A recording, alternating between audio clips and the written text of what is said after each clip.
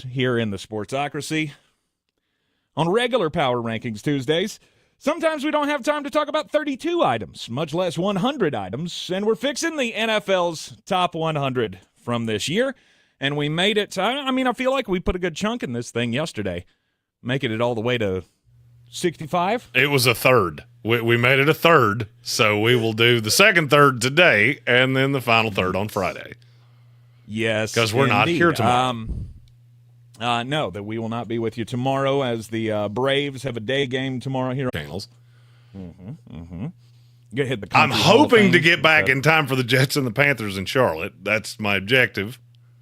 Have not necessarily broached that with HWA yet of exactly how that's going to work. That conversation has to go over easier in your house though, because your wife is a football fan.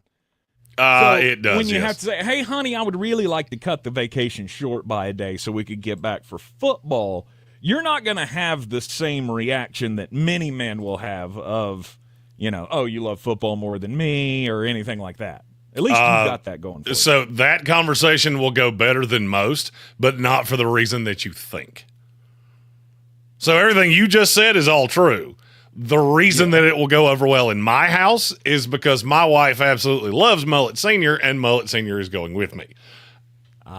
So getting him to the Jets preseason game, which he loves, is far more important than whether I wanted to do it or not.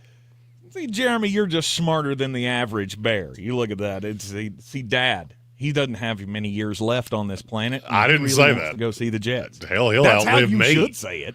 He'll outlive me. She's not listening right now. We can game plan this thing and make sure that you play it the right way. I guarantee you just jinxed that she actually is listening, and now she knows the full plan. Now she knows the plan.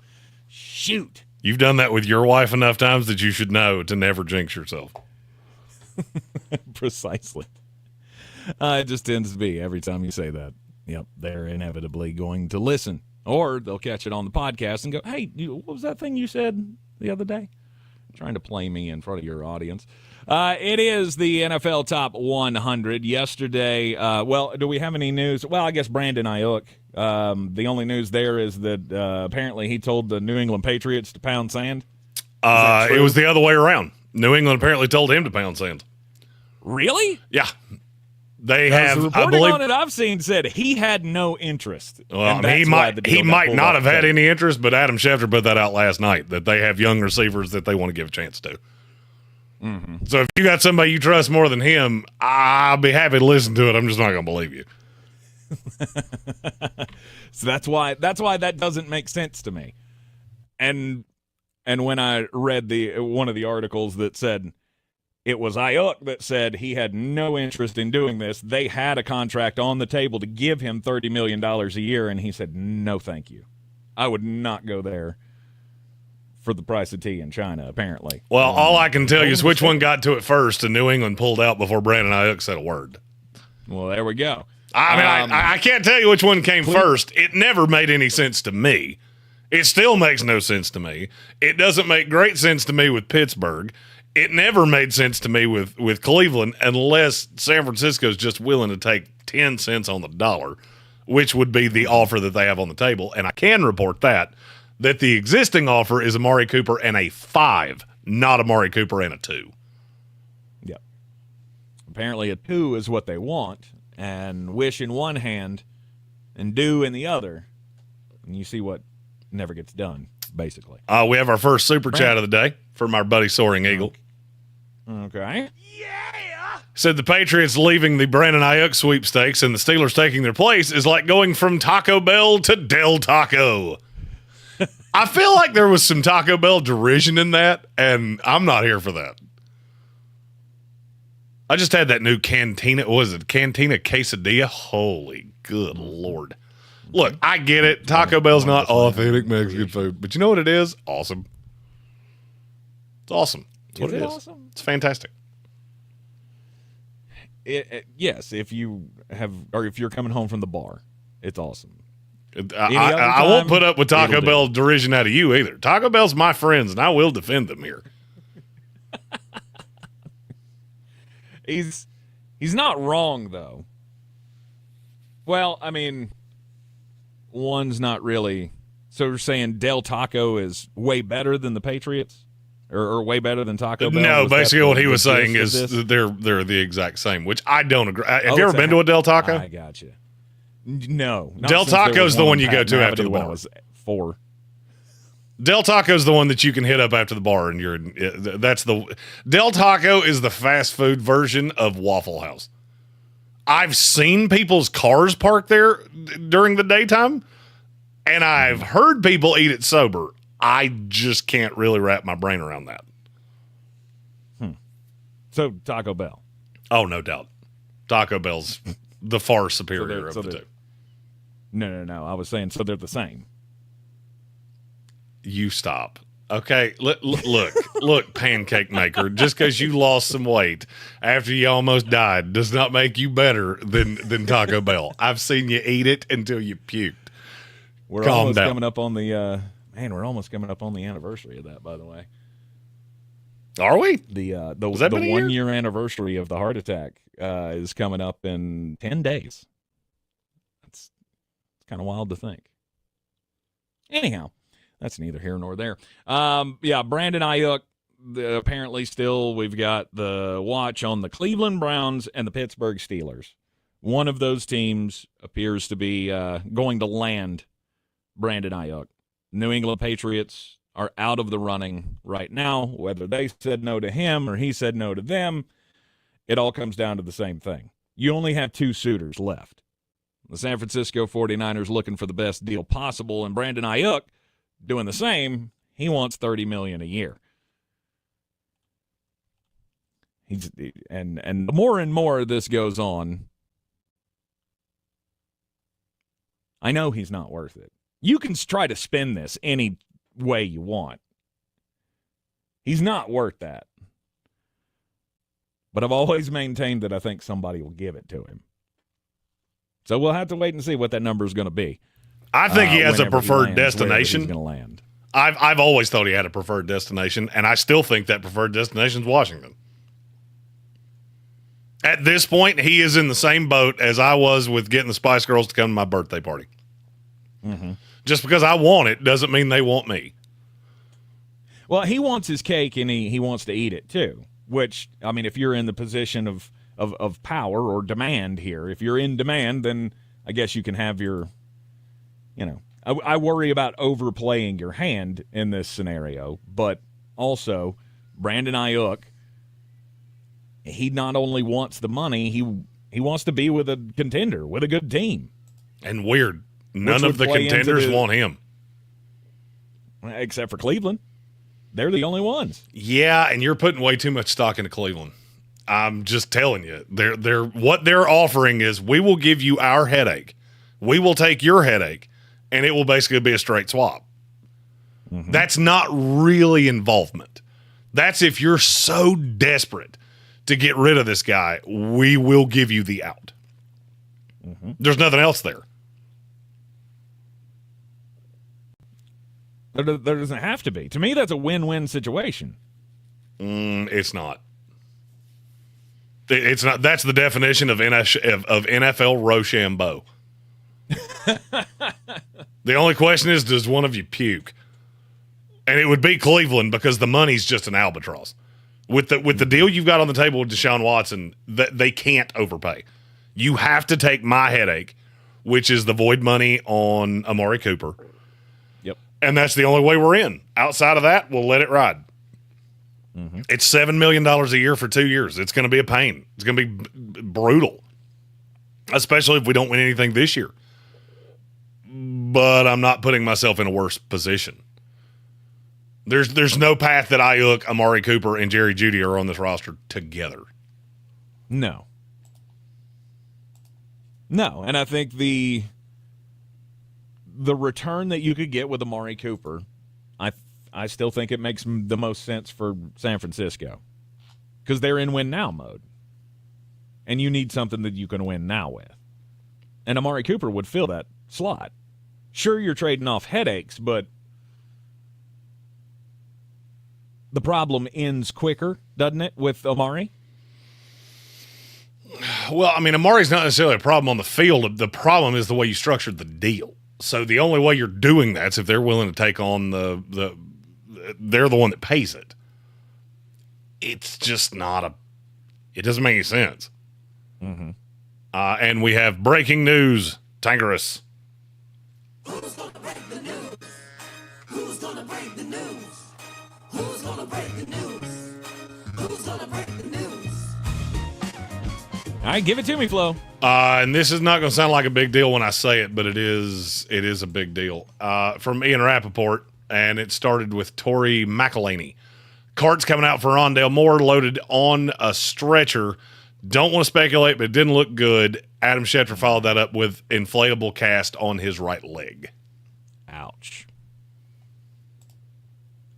There is probably no team in the NFL that could less afford to lose a receiver than the Atlanta Falcons. Mm-hmm. Like, as you get into Kadarrell Hodge very quickly.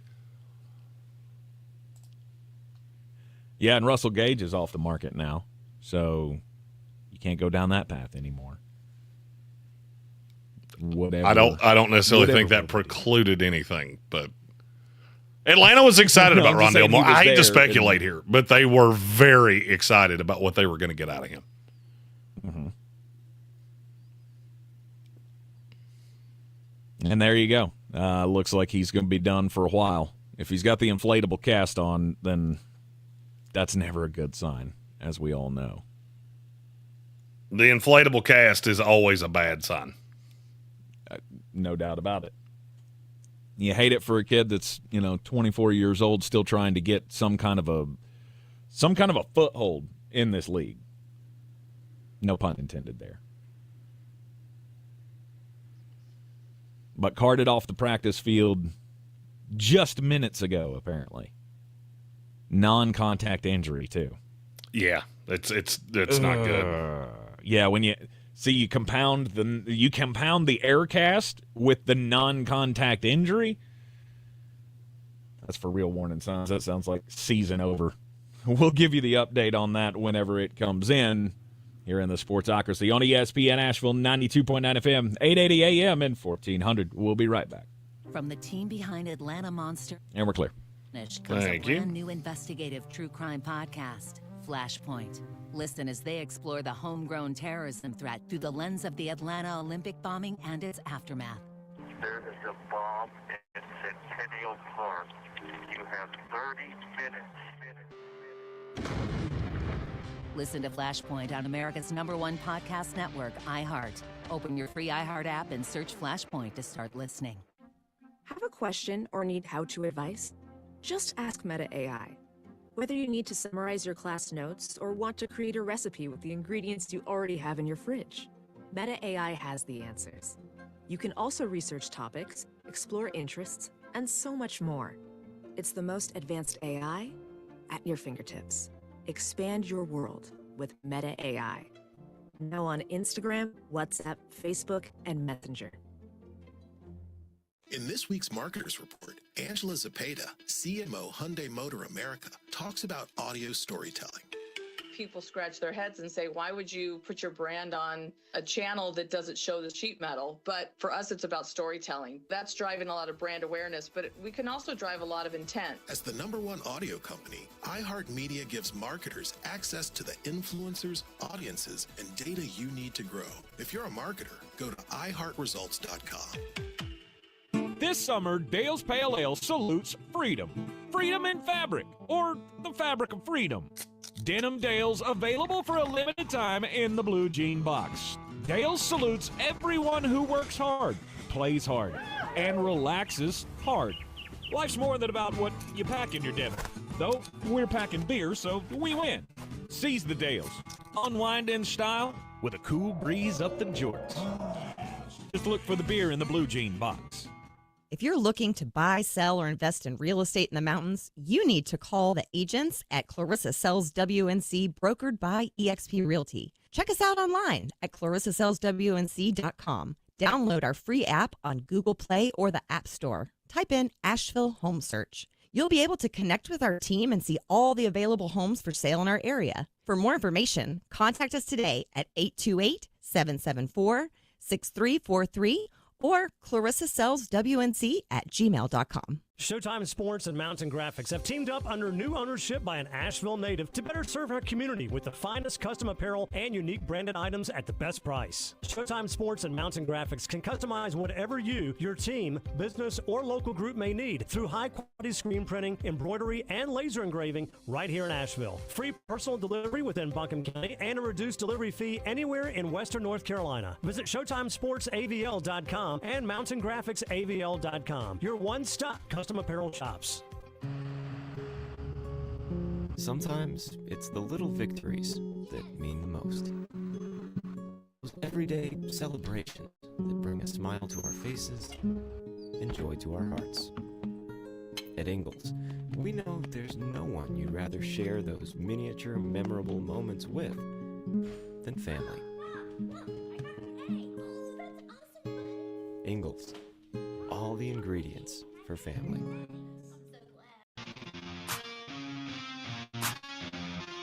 The Sportsocracy. That is good, clean family fun there, eh, Kai?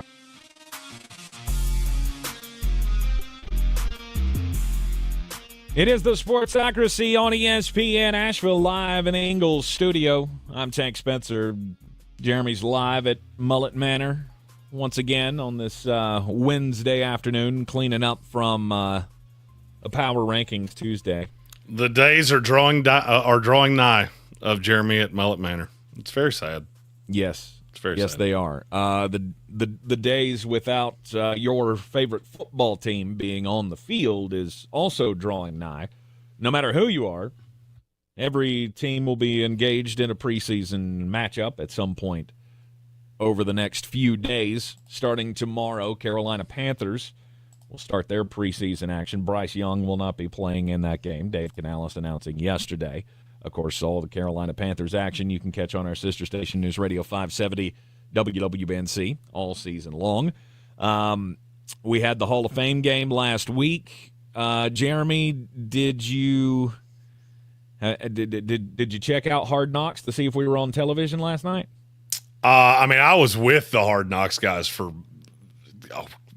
10, 15 minutes of the rain delay. I didn't watch it. I probably will at some point. We're going to see Tom Segura tonight, so I could easily see.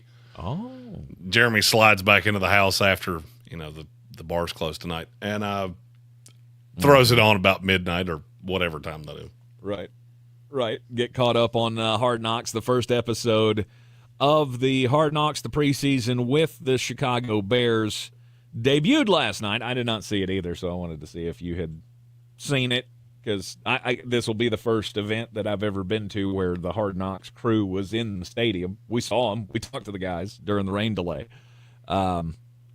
Just wondering if they caught a glimpse of my beautiful face, because that's what every television program needs, this face.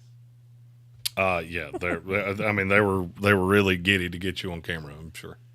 You know they were. Sign that release and on everything. Hey, isn't that the kid that showed his butt on heavyweights? Let's get him as we scan the crowd. That's the old throw. I know that face from somewhere. Hang on, let me turn around. You notice this side? Jeremy, the top 100 we left off yesterday before the power went out in the studio and we lost all control here from the Ingalls studio. We left off talking about Kyron Williams. He came in at number 64 on the top 100 list. By the way, Jeremy's got wonderful graphics that are going to be going out on all the social medias with the full top 100 list, just so you can share that out with your friends and steer them to the podcast as well. But at number 64 yesterday, Kyron Williams, we had started talking about why he's being so ignored, I guess, amongst football fans and mainly fantasy football fans, I'm guessing, is where that conversation was going to steer to. Please keep doing that, though. If you play fantasy football, especially if you're in a league with me, keep ignoring Kyron Williams because I will happily just bash your brains out with him this year. You can worry about Blake Corum. You can worry about whatever you want to. Sean McVay made it very, very clear. Kyron's our dog. And we missed him all summer, and we're happy he's here, and he's going to get 1 billion touches. Might not be the 2 billion that he's been getting per week, but I'm fine. He will still be top 10 in the league in volume. He belongs on this list. He's one of the best running backs in the NFL. I've loved him since he came in the league. I loved him coming into the draft, and he ran, 5.2 or whatever it was he ran. I fell out of love and then quickly fell back in love. Yeah, was it a 4.8? He ran ran at a the combine 4.8. that sent everybody spiraling. Oh, he can't be a running back in this league running a 4.8 at the combine. And it didn't start out all that well. But then last year was his coming out party. And he has proven to be one of the elite running backs in this league. At number 63, we go to an offensive lineman from the Kansas City Chiefs. Creed Humphrey. Mm-hmm. To me, he's one of the best centers in the league. Another one of Jeremy's loves in the draft that ended up going to one of the best teams, and it didn't take long. It took, 2-3 weeks, his rookie year, to go, yeah, this is going to be special. Well, it's so funny to me that you have guys like that the tape is so unbelievably obvious, and yet teams miss it. And I don't know if it's with him, I never really knew what it was. I heard some different excuses, but you missed. You just missed on the guy. He is an elite center. I think among centers in the NFL, I have him 2. There's one guy left on this list that is above him, and it's 15 spots. Creed Humphrey is an absolute dog. And will be one of those guys that resets the center market. Oh, no doubt. He's going to get it. He and Trey Smith are about to get super expensive. Yes. Which does give me some concern for the rest of this team. By the way, and this is just, since we're talking about the line of the Kansas City Chiefs, this is the third one of their linemen that has been on this list already. Have you seen the reports out of Kansas City camp that Kingsley Suamataia is running exclusively as the left tackle? Really? He's running exclusively with the 1s. Wanya Morris is running exclusively with the 2s. This is going to go exactly how I told you it was. They saw what they wanted. They're going to deal with the growing pains, and you mark my words, he will be the next really, really good offensive lineman of the Chiefs. Right. Great organizations just seem to find talent. Yeah, it's weird. Isn't it weird? Anywhere possible. Isn't it weird that those good drafting teams seem to do that every year? They never go, what in the world is – they can't even figure out which direction to run. The good teams don't do that very often. I'm sure that's ironic. They don't. Brett Veach continuing to do a hell of a job up there in Kansas City. Number 62 on the top 100. Rashawn Gary.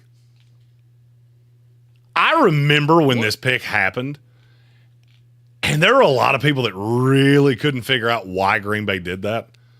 Mm-hmm.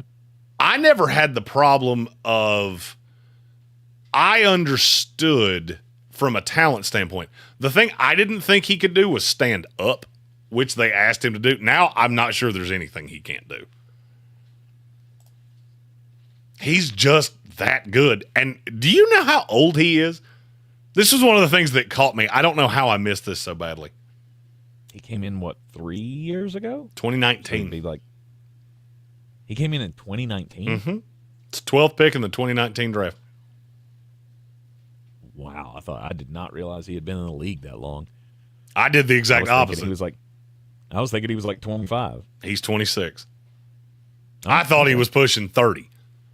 Yeah. 2 9+ sack seasons in the 2 complete seasons that he has played in the last 3. Mm-hmm. And was well on his way to more than that in the injury-riddled season in 2022. Green Bay has more players. Once we get to the end of this, I'll tell you all the teams that had, how many players they had on the list and all those different things. If we had gone to 200, I'm not sure there's a team in the league that would have had more players than the Packers. From about right here to 200, there's probably 15 guys on that roster I could have made a case for. Mm-hmm. What is it about Rashawn Gary that makes him that qualifies him on this list? Like, what is his go-to? What do you mean? What is his go-to? Like, what makes him special? What puts him on this list? He's just consistently in the backfield. Green Bay is really good at finding guys that are very situationally aware.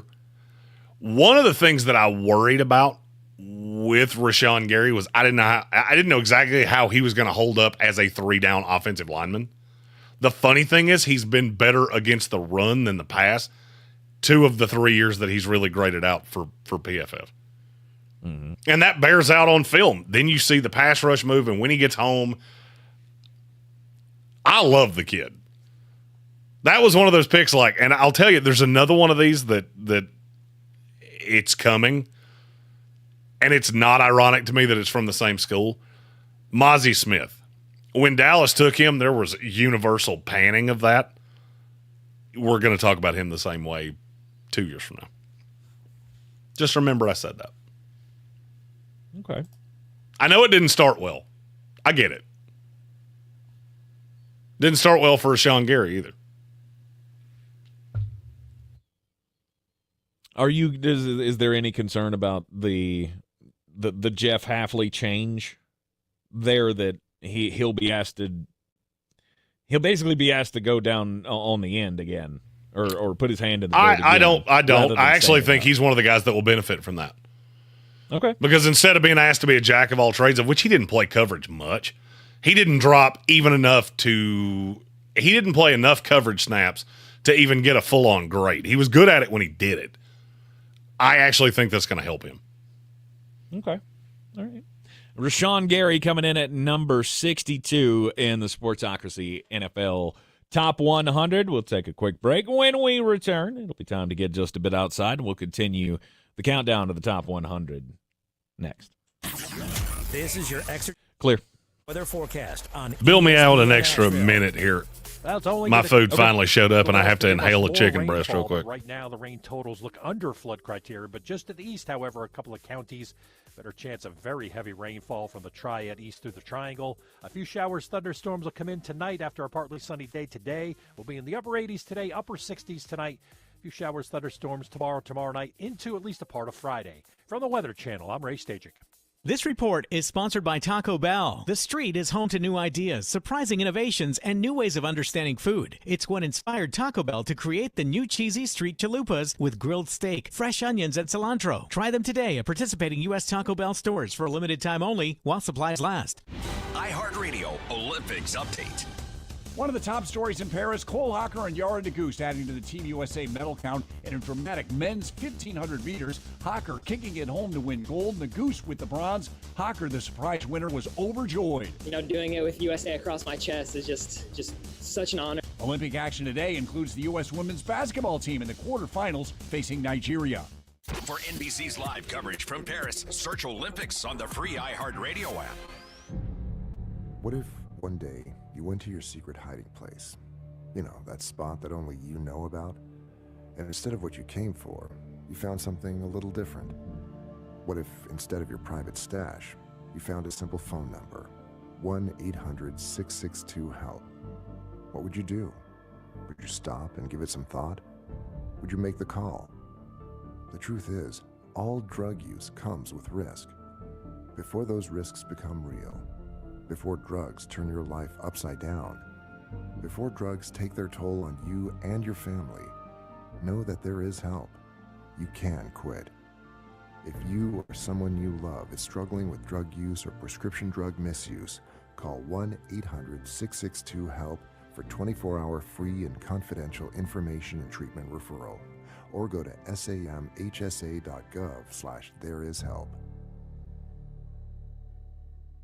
After 30 years of doing knee and hip replacements, Dr. Mitchell Scheinkup thought there had to be a better way, and that led him to regenerative medicine. I was one of the first orthopedic surgeons to do it. Now, after 20 years of successful orthobiologic treatments, lots of clinical data, research, and teaching, Dr. Scheinkup is National Medical Director at QC Kinetics. They've done an amazing job of becoming the most significant orthobiologic and regenerative medicine practice in the United States. QC is so far ahead of the game in its science, its protocols, its people, its facilities. So if you have chronic pain from arthritis and you want to avoid drugs and surgery, call the experts in this revolutionary field, QC Kinetics. To give patients real lasting relief from pain, that's what I live for. That's my mission. Get your free consultation now. Call QC Kinetics. Call QC Kinetics, 828-333-9517. That's 828-333-9517. 828-333-9517. eBay Motors is here for the ride with the parts you need at the prices you want. And with eBay...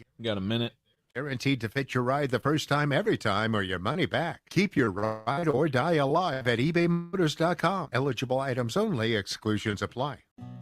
There's a lot of talk about heroes these days. Hey, buddy, you want to go fishing? The folks in the funny outfits with superpowers and spandex. All right, buddy, let me help you. But at Ingalls, we know that a lot of our heroes Now you look like a pro. are a little closer to home. They're the ones who give us what we need for those Yeehaw. everyday adventures. That's why we look up to the ones who look out for us. Don't forget your fish food. Catch a big one. Ingalls. See you later, Dad. All the ingredients for family. Do better, be better every day. That's the Parks Promise. This is JW with Parks Fort Hendersonville, and I'm so excited to introduce our first Parks Promise community hero, the American Red Cross of Western North Carolina. The need for blood is so important, and in the summer months, the need is even greater.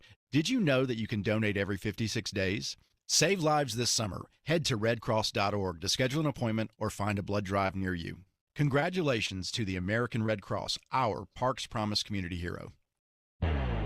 Boy, you must be outside your mind. The Sportsocracy. Just a bit outside. He tried the corner and missed. We're back on ESPN Asheville. It is the Sportsocracy, and Major League Baseball continuing to try to find ways to make the headlines and bring in new revenue somehow, some way to their sport. They've been doing all of these, special location games over the last couple of years, doing the one that they did this past season where they played down in Birmingham for the Negro Leagues Day, and then when they played at the field in Iowa, the Field of Dreams game. Now we have a new one coming next year, and it could be very, very interesting to people in this area and Atlanta Braves fans. This game's going to feature the Braves against the Cincinnati Reds. The two teams have agreed to play a regular season game next season at Bristol Motor Speedway, guys. This has the potential to be pretty cool. My biggest concern is, do you realize how big that stadium is? Remember when Tennessee and Virginia Tech put 157,000 people into that stadium? Made for a phenomenal photo op, and I hear from everybody that was there, it was an amazing atmosphere. It color me skeptical, thinking that this could have the same kind of buzz. You got to give them credit, though, for trying. They're trying to pack as many fans as they can into Bristol Motor Speedway. For the game, it'll be the same thing. They'll on the infield, they will create a baseball diamond and potentially bringing in 100,000. I mean, Jeremy, if you're launching this idea and you're in the boardroom, what would your number be at if we can hit this will have been a success? Well, it's going to hit more than an average Cincinnati Reds game, so I think you've already won. Well, yeah. Combined, the average attendance of Braves games and Reds games total about 56,000 people. I would say it would be more than that. You need twice that. You need twice that for this. Well, you're not going to get twice that. That's just not going to happen. I mean, unless the tickets are $10. I don't care if the tickets are free. You're not going to get 100,000 people to sit in an asphalt jungle of Bristol Motor Speedway and watch a baseball game. That's not going to happen. But that doesn't mean that this is not a good idea. Mm-hmm. You don't need 100,000 people. You're floating out a number here that's just insane. Frankly, if you get to 50 in a different market like this, then it was successful. Also, you look at the television product. If this is carried on ESPN and it draws a decent television number and it carries a specific sponsorship package that has a couple sponsors that wouldn't have been in otherwise, then it was a win. Mm-hmm. Mm-hmm. The largest crowd ever to attend a Major League Baseball game, for any game, not a regular season game, but any game, was an exhibition game in 2008. The Boston Red Sox and the Los Angeles Dodgers played each other at Memorial Coliseum, and they drew 115,000 people. That is completely out of the realm of possibility. If they did that, we would do this every single year. Right, for this event. I mean, you're also talking about this was, that's 16 years ago?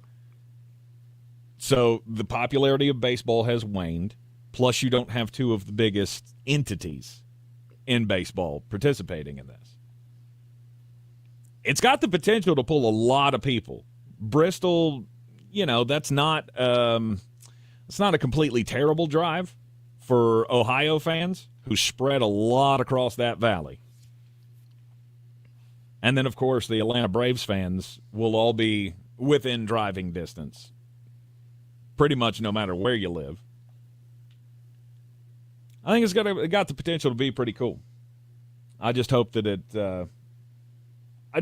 doesn't look too strange when you don't end up having any of, when you have a lot of bare bleacher. I guess I'll put it that way. I mean, you just keep it off television. Well, yeah. And you move everybody down. Well, I mean, that's not hard to do. No. You get everybody to move down and pack closest to the field and make it look good. It seems like a massive place to pack in fans. There's a problem that baseball's never faced before. We don't have enough fans for all the seats we have. Oh, wait.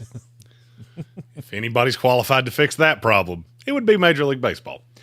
My story is about Luana Alonso. Have you heard this name, Tank? No. You don't do as much social media as I do, so I'm not overly surprised. While I'm telling this story, do me a favor and use your little Google box to Google Paraguay swimmer Luana Alonso, and maybe you'll see why I'm telling this story. She's become very popular during these Olympics because, she's pretty, like real pretty. Okay, yeah, yep. Well, now there are all kinds of new stories because she has just been the social media content gift that keeps on giving. So she was booted out of Olympic Village by her own coach because she was too distracting. I don't see any lies in that. I mean, I want to hammer the coach for that, and I'm gonna by the end of this. I understand where you're coming from because I could easily see how specific athletes would be far too distracted to train while she was around. But now reports come out that she wanted to compete for the USA, and that's why her coach is so anti-Luana Alonso. She attended Virginia Tech. Then she swam at SMU. So she's been in the country for quite some time. She would not have qualified for the U.S. team. She's a very good swimmer. She's just not Katie Ledecky. Right. This is one of those weird stories that just seemingly every day something new has come out about her.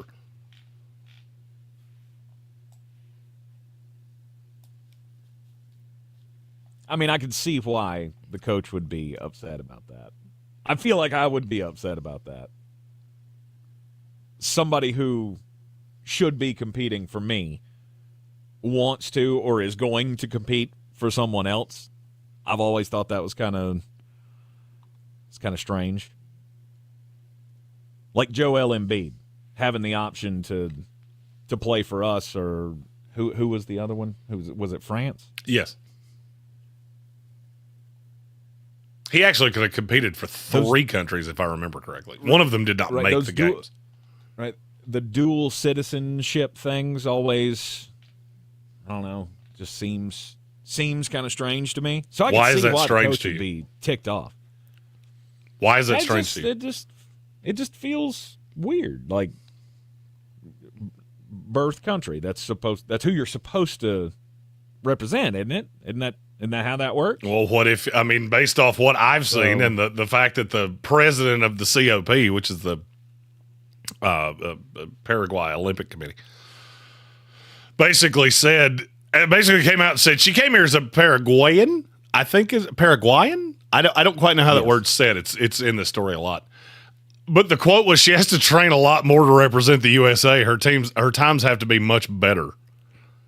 Yeah. You realize that's a shot at you, not her, right? Just throwing that out there. I could understand going, man, it looks a lot more fun to compete for the Americans. They're out here having a lot of fun. They're winning a lot of medals. Right. Meanwhile, I got kicked out of Olympic Village because I had on a bikini. Yeah. And that's the other part of it. There's got to be more. There has to be more to this story. It can't just be that she was too pretty and they kicked her out. Oh, no. The part of this story is that she came out on a Zoom call and said she wanted to compete for the Americans more. That was since she got here. So, yeah, they took offense to that, and now they're doing everything in their power to make this as difficult on you as humanly possible. Okay. Which is example number 478,000 of why Jeremy don't watch the Olympics. You make this about everything other than what it's supposed to be about. I'll pass.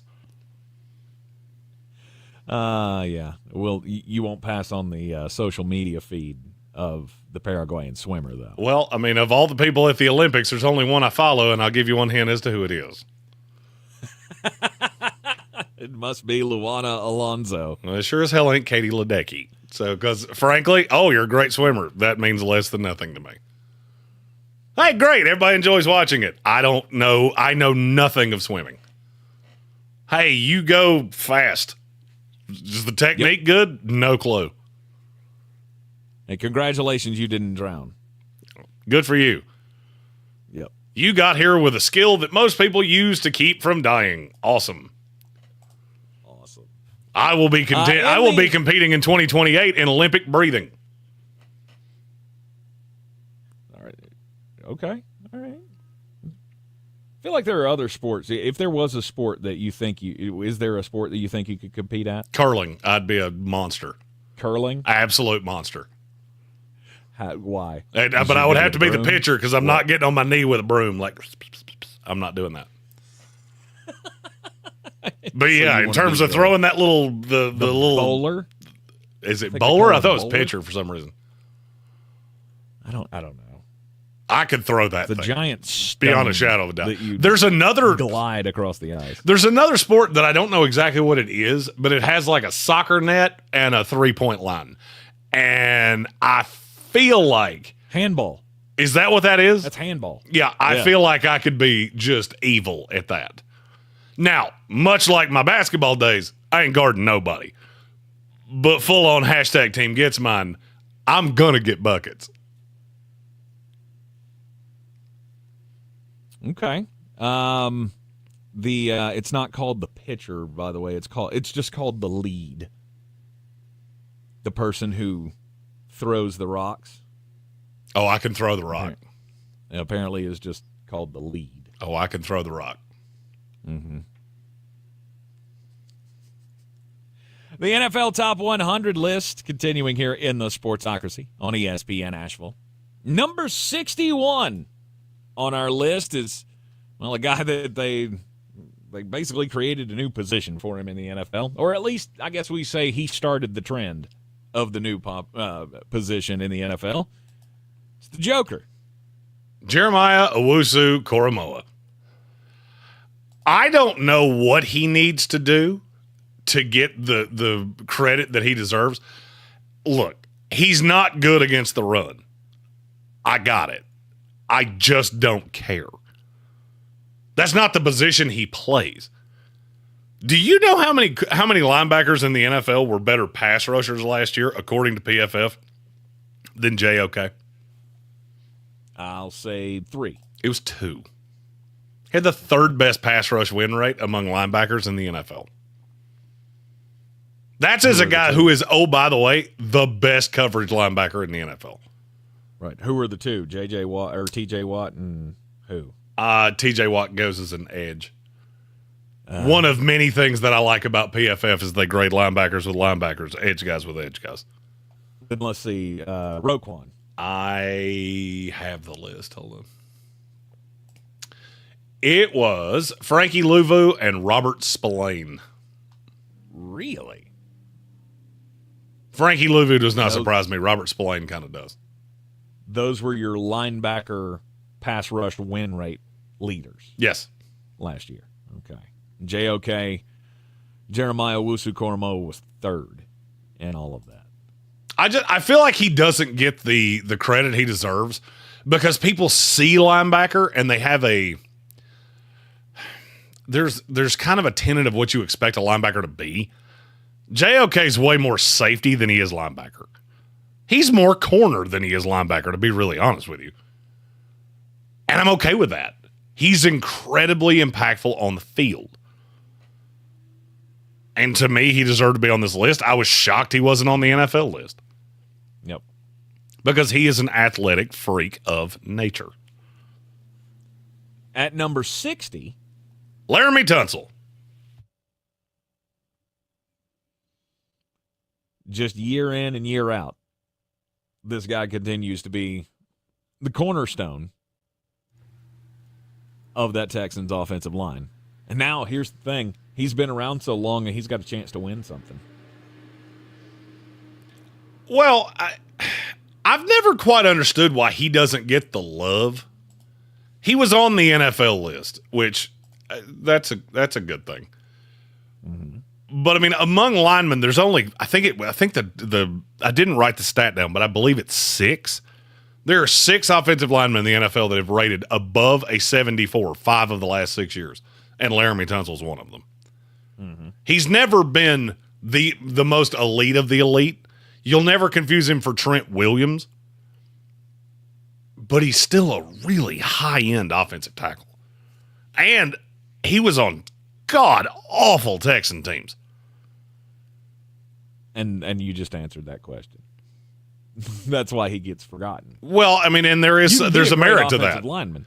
You can be a great offensive lineman, but if you're on a team that sucks, most people aren't going to recognize that. Well, I mean, and there is a merit to. Have you ever noticed that we never talk about guys that play for the Jets or guys that play for the 49ers or the Ravens or the Steelers, that those guys are underrated? No, it's always guys that play for the Texans or the Vikings or the Browns. You have great fan bases, but you're not necessarily the same kind of national product, at least not yet. I feel like this is the year where we really give him the kudos he deserves. Guys made 4 out of the last 5 Pro Bowls as the left tackle for the Houston Texans. And I still think that most casual football fans still just know him for draft night. Oh, with his bomb gas mask? Right. He's still a punchline from draft night in 2016. But he's had a great career. The funny thing is, I had completely forgotten that until you just said it. Did you? Because I'll never forget it. Every time his name comes up, it's the first thing I think of. And when his name gets popped into, Adam Schefter might have a story about Laramie Tunsil, you can guarantee the first 10 memes that are going to be shared are all him in a gas mask. And I guess that's I get so many of those stories during the draft that about the time the draft is over, they go out of my head. As long as you don't it's like Warren Sapp getting popped for failing a marijuana test. I never thought about that. When we saw his hand at the Pro Football Hall of Fame, I didn't think about failed pot test. Nope. That's how he came into the league, but it never came up again. Now, if it was something that came up in the pre-draft process and then you have a problem with it, that's a different story. Say that again. I missed the first. You broke up on us. Well, if it comes up again, if guys have personality red flags and then it happens while you're in the league, then I'll remember it. Laramie Tunsil, from the best of everything I know, has been a model citizen. Mm-hmm. And I can't emphasize this enough. I don't care that you smoke weed. I don't care. I don't do it, but I don't care. Light them up. I could care less. And the NFL thinks pretty much the same thing now. I think the world thinks the same thing. They do. They do. The more and more states where it's legal, which, by the way, how did we go to Ohio and not make it to a dispensary while we were up there? Well, because I didn't care. So the better question would be, how did you go to Ohio and not make it to a dispensary? Well, we had a lot to do, and we had a lot of fun, and the trip was, it didn't need it, okay? We'll just say that. Laramie Tunsil, 30 years old. Yeah, congratulations to him. Just celebrated his birthday just last week. 30 years old, fresh 30-year-old Laramie Tunsil of the Miami Dolphins, the Houston Texans, coming in at number 60 on the Sportsocracy NFL Top 100. We will continue the countdown when we come back from the break here on ESPN Asheville, 92.9 FM, 880 AM, and 1400. Stick with us. Life hack number 7. Get an iPhone. And we're clear. Life hack. Did you bail out of that segment like real early, or is my clock that off? Section. Ask for iPhone 12 with 5. It's 54. And select the new Silver Unlimited plan. They'll smile because it's a good plan. You get real unlimited data all for just $20 a month for the whole first year. Get it at Walmart or StraightTalk.com. Straight Talk. Less dollars, more sense. Taxes and fees apply. Requires activation of iPhone 12 on a new Silver Unlimited plan or higher end auto pay enrollment. $25 a month service credit applied for up to 12 months if eligibility requirements are met. For network management practices, visit StraightTalk.com. It's easy to make excuses about not losing weight. I'm too busy. That's a popular excuse, but at PhD Weight Loss, they've taken care of that. One of the main things that PhD Weight Loss patients credit with their success, it's having the support that they needed day in and day out. You'll always have an entire team of experts to help you consider what you eat and when you eat, so you don't have to spend any extra time thinking about it. They help you recalibrate your body and your mind, especially when you get busy and have more on your schedule. No shots with side effects, quick fixes, or gimmicks. PhD founder Dr. Ashley Lucas holds a PhD in sports nutrition and chronic disease, and she's a licensed registered dietitian. She devised a plan to help you drop the pounds, get healthier, and never have hunger pangs. And she made sure that you have the support needed while you're on your journey. Start today at PhD Weight Loss. Call now, 828-552-3333. That's 828-552-3333. Or go to myphdweightloss.com. And here's Heather with the weather. Well, it's beautiful out there, sunny and 75, almost a little chilly in the shade. Now, let's get a read on the inside of your car. It is hot. You've only been parked a short time and it's already 99 degrees in there. Let's not leave children in the back seat while running errands. It only takes a few minutes for their body temperatures to rise, and that could be fatal. Cars get hot fast and can be deadly. Never leave a child in a car. A message from NHTSA and the Ad Council. If you're looking to buy, sell, or invest in real estate in the mountains, you need to call the agents at Clarissa Sells WNC, brokered by eXp Realty. Check us out online at clarissasellswnc.com. And did I mention that Clarissa Sells WNC loves teachers? We love teachers so much, we're giving back 25% of our commission at closing. For more information, contact us today at 828-774-6343 or clarissasellswnc@gmail.com. Attention drivers, Ingalls Markets is hiring experienced CDLA holders for our local fleet. As an Ingalls driver, you start earning paid time off on day one. Our local drivers earn an average salary of $75,000 a year, but that's not all. You'll also enjoy great benefits like medical, dental, and vision insurance, plus a 401k with company matching and weekly pay. If you have a year or more of driving experience, apply online today at inglescareers.com. That's inglescareers.com. This summer, Dale's Pale Ale salutes freedom. Freedom in fabric, or the fabric of freedom. Denim Dale's available for a limited time in the blue jean box. Dale's salutes everyone who works hard, plays hard, and relaxes hard. Life's more than about what you pack in your denim. Though, we're packing beer, so we win. Seize the Dales. Unwind in style with a cool breeze up the jorts. Just look for the beer in the blue jean box. Do better, be better every day. That's the Parks Promise. Our mission, to improve lives with every interaction. This is JW, General Manager at Parks Ford Hendersonville. Experience the Parks Promise today at parksfordhendersonville.com. That's parksfordhendersonville.com. This is your Exergen Temporal Scanner weather forecast on ESPN Asheville. Well, it's only going to take a nudge to the west to give us more rainfall, but right now the rain totals look under flood criteria. But just to the east, however, a couple of counties, better chance of very heavy rainfall from the Triad east through the Triangle. A few showers, thunderstorms will come in tonight after a partly sunny day today. We'll be in the upper 80s today, upper 60s tonight. A few showers, thunderstorms tomorrow night into at least a part of Friday. From the Weather Channel, I'm Ray Stajic.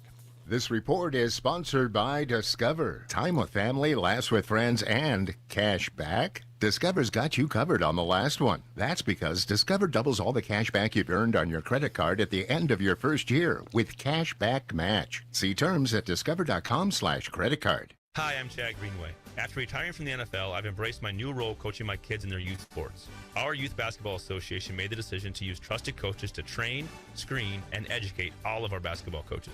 Visit trustedcoaches.org to learn more. I'm a trusted coach. Are you? Hey there. Gerber Life would like to talk to you about the importance of guaranteed life insurance for when you... No, thank you. I get it. Nobody likes to think about life insurance because it means having to think about the end of...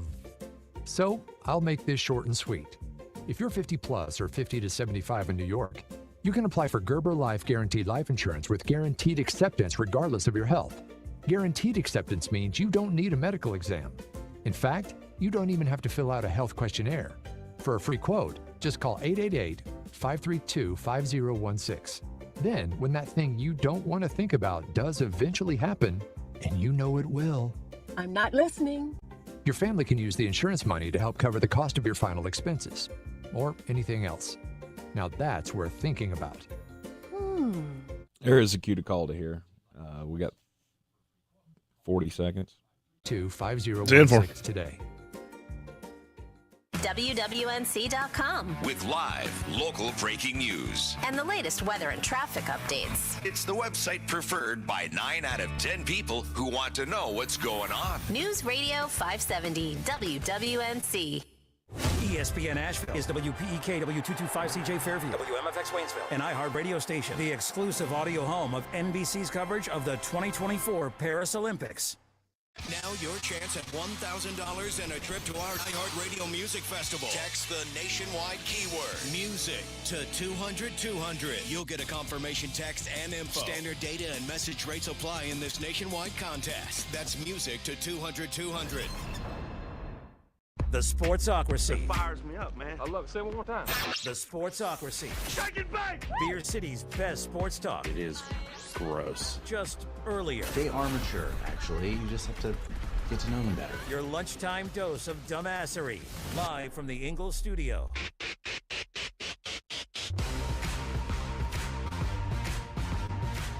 We are back in the Sportsocracy on ESPN Asheville, 92.9 FM, 880 AM, and 1400. Sportsocracy is heard everywhere you go on the iHeart Radio app. Seen everywhere on YouTube. Just go to thesportsocracy.com. Click the live video link. Subscribe to the channel. And that way you can join us in the chat. Today's program, we're continuing to clean up from the NFL 100, the top 100 fixing. Flostradamus and I seeing the NFL players voting on the top 100 and then realizing that there were, well, like I said, as Jalen Johnson said, many mistakes were made, so we had to do a little fixing of it. We do have to fix the NFL top 100, but we also have breaking news. Breaking news. Who's gonna break the news? Who's gonna break the news? Who's gonna break the news? Who's gonna break the news? The NCAA has ruled on the. All right, so this is not the latest Michigan thing, but the previous Michigan thing. And basically, to the best of what I can tell, the only thing that really comes out of this is if Jim Harbaugh were to go back to college in the next 4 years, which he won't, he would be suspended for his whole first season. Yes. Unethical conduct. A 4-year show cause for impermissible contact with recruits and players during the pandemic. See, while everybody was gripped with the second wave, Jim Harbaugh was out here like trying to, I don't know, hold practices and stuff. Yeah, Jim Harbaugh was doing the same thing I was doing second wave. I got this 5-star on the line. No big deal.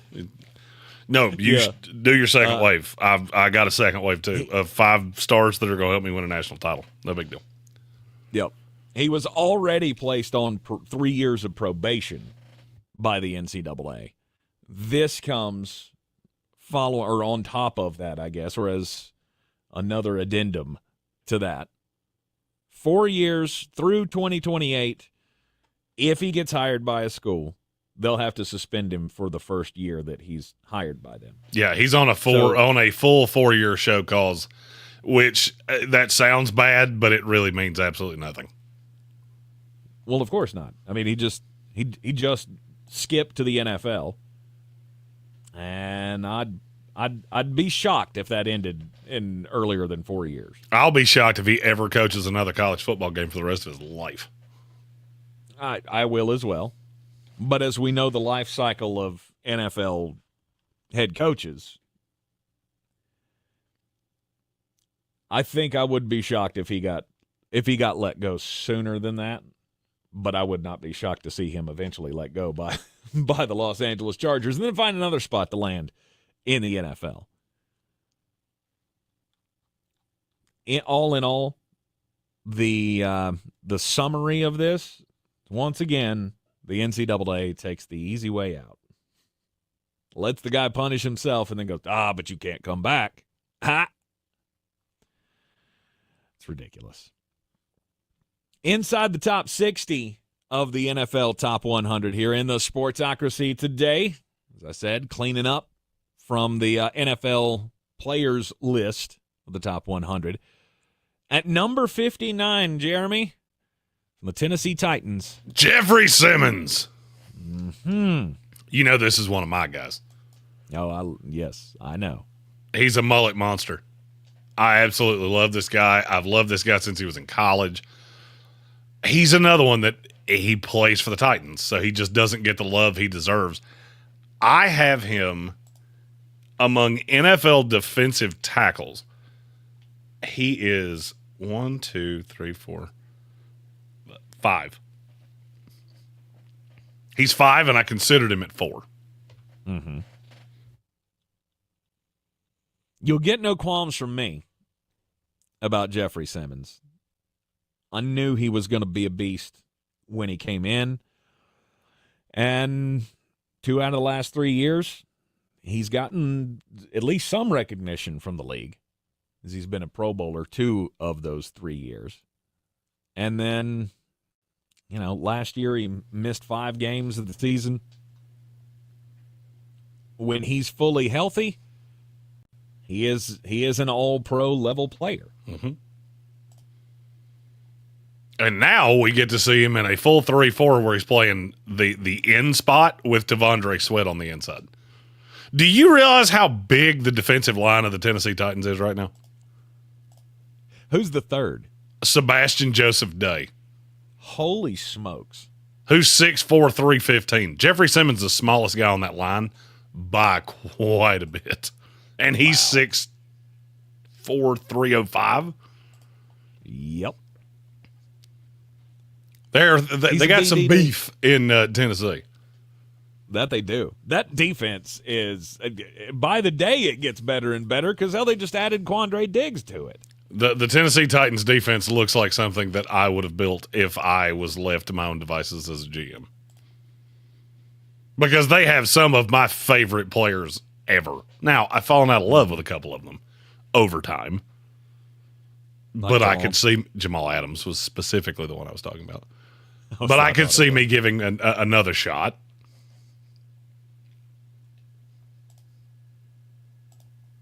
I just hope their offense can be half as talented as the defense. The more time goes on, the more I'm having to resist the urge to bet, like, I don't know, the salary of an average Taco Bell worker on Tennessee over wins.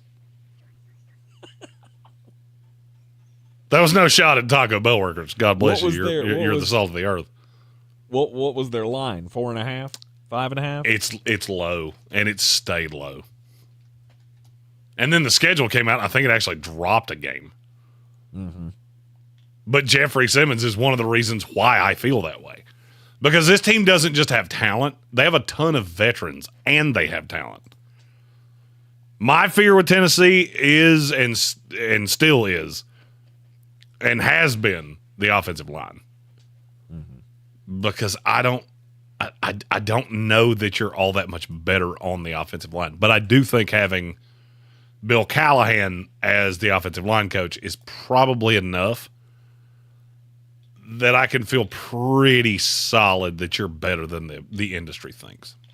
Right, that you won't get just murdered. And the active By answer on opposing Tennessee defense. Titans wins is 6.5. 6.5? Yeah, I think I'm taking over on that. That's lofty. It's really not. It's really not. Really? I'm looking at their schedule, and I don't. Well, the schedule's evil. The schedule's sadistic. You got Chicago, New York, the Jets, Green Bay, Miami, Indianapolis, Buffalo, Detroit to open up. There's like a win, maybe two in that stretch. It does lighten up a little bit. You got New England and Minnesota, Washington, Jacksonville, Indianapolis again, Jacksonville again. Later in the season, those are just the ones that I look at and go, you got a prayer to win those games. Because I don't give them much chance against Houston or Cincinnati. I think you'd be walking a fine line on that one. Number 58. Stephon Diggs. Going down to the Houston Texans from the Buffalo Bills. Is this move getting enough attention? Not to me. I don't think so either. It almost feels to me like it's just okay, they added another. I mean, this is not just adding another receiver. You got Nico Collins, you got Tank Dell, you got the 6 other wide receivers that are on that team. I mean, you added a legit number one to a core that already had a number one or close to it. I mean, is Nico a true number one? I think he is, yes. I mean, he played like it last year. And Tank weren't too bad either. I'm going to ask you a trivia question that I wrote down for Stephon Diggs. And I have some good ones of these for different players as we go along. Okay. How many players do you think have more receiving yards than Stephon Diggs over the last 5 years? Ooh. I will say 4. You're too high. It's 2. Really? Tyreek Hill and Devontae Adams. That's it. That's it. He has 6,502 yards in the last 5 years. Now, there is a caveat to that of Justin Jefferson is 6, and he's only been in the league for 4 years. So, all right, I get it. I did make that stat a little biased, but it's still really impressive. Absolutely.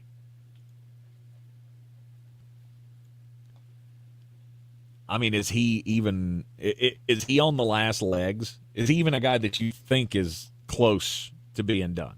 No. He's 30 years old. 31 years old. Mm-hmm. He's 30 years old right now. He will be 30. He'll be 31 the day after Thanksgiving. Yep. He had 107 catches for almost 1,200 yards last year. There wasn't another target on that team. Dalton Kincaid, who's an underneath tight end. That's it. And I think he goes to Houston. Look, Stephon Diggs is a guy that I'm going to have a lot of shares of in fantasy football this year. A lot. Yes. Because he's one of those that you can wait on, and I'm not sure that I'm okay with him being my 1A. If you waited on wide receiver in your drafts. I will have him as he'll be my 2 in a lot of places. Mm-hmm. Just ahead of Stephon Diggs, number 57, tight end whisperer, going with the guy he really loved out of Oklahoma. That was one of my first great, unbelievable hits was Mark Andrews, tight end of the Baltimore Ravens. That was like your great first, that I know of, fantasy thing. I had never even heard of Mark Andrews, or not. I wouldn't say heard of him. I'll say never even considered that he could be a fantasy star. He was a member of a dynasty draft way class. Too early. You started saying that way too early in that season, and I was going, "This guy's crazy." And sure enough, like 5 games later, it was, if you didn't have Mark Andrews, you did it wrong. He was a member of a dynasty fantasy football class that disbanded a league because that class was so good that everybody looked around and went, we'll never be able to beat him. Ever. Because I had every hit from that class. All of them. Because I added Lamar Jackson. Because a lot of people thought he was going to end up playing, and I'm not going to lie, I added him because I thought he was going to end up playing running back. But I had him, I had Mark Andrews, I'm trying to think who the others were. I had like 5 guys in that class that all wound up being just absolute studs. Nick Chubb, that was the other one. Yep. I think I took Nick Chubb 1 in that rookie draft, and then I got Andrews in like the 4th round or something. Missed that. Hard to say no to Mark Andrews, especially when the team continues to refuse to have receivers. No doubt. No doubt. I mean, look, he's the de facto number 1. You know every game they're going to lean on him. Yeah. No doubt. I mean, he's the de facto number 1 receiver for Baltimore. Before we move on to the next player, we've got 2 super chats, and I've got to read them in a specific order because one of them ties into the next player on this list. Okay. The first one's from our buddy, the Ocho. He said, kind of glad I passed on the Patriots. Also said, don't forget the Ocho tonight at 8 p.m. Eastern on all the social medias. For all the baseball, hockey, all the non-football sport discussion. Mm-hmm. And should be some Olympic discussion, I would think. The other one, go ahead and hit the button again. Okay. It's from our buddy Colin. Said hello to us. Don't know if you have time to do this, but can you explain this to me? Why is the NFL underrating the very young defensive players on the Chiefs? Look at how many very good players they have on that defense. Now, I'm glad you asked that question because it ties in to the next player on this list in the exact opposite order. Josh Hines-Allen is my player at 56. Tank, you know this definitively.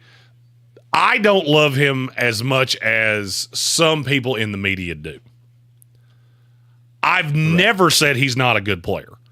I don't think he is as good as people make him out to be. And I've long been of the belief that one of the reasons that he's given a pass on some deficiencies. As a pass rusher, he's phenomenal. He's a great pass rusher. He's not good against the run at all. They played him at linebacker for years. They still do at times. He's not great in coverage at all. He's a situational pass rusher. And he's phenomenal at that. But he succeeded in Jacksonville. And look how many defensive players have gone to Jacksonville and just gone into the pit of misery. Didn't matter how good they were. Didn't matter how talented they were. They come into Jacksonville, and they go to Jacksonville to die. Trayvon Walker, I'm looking directly at you. Mm-hmm. I feel like Josh Hines Allen now, gets credit for being the one that didn't just bust out brutally. He's still no more than what we told you the day he was drafted. He's super athletic. He's a great pass rusher. That's the end of the message. Yep. I feel like those Kansas City guys get the exact opposite. I feel like Kansas City gets shade in the exact opposite way.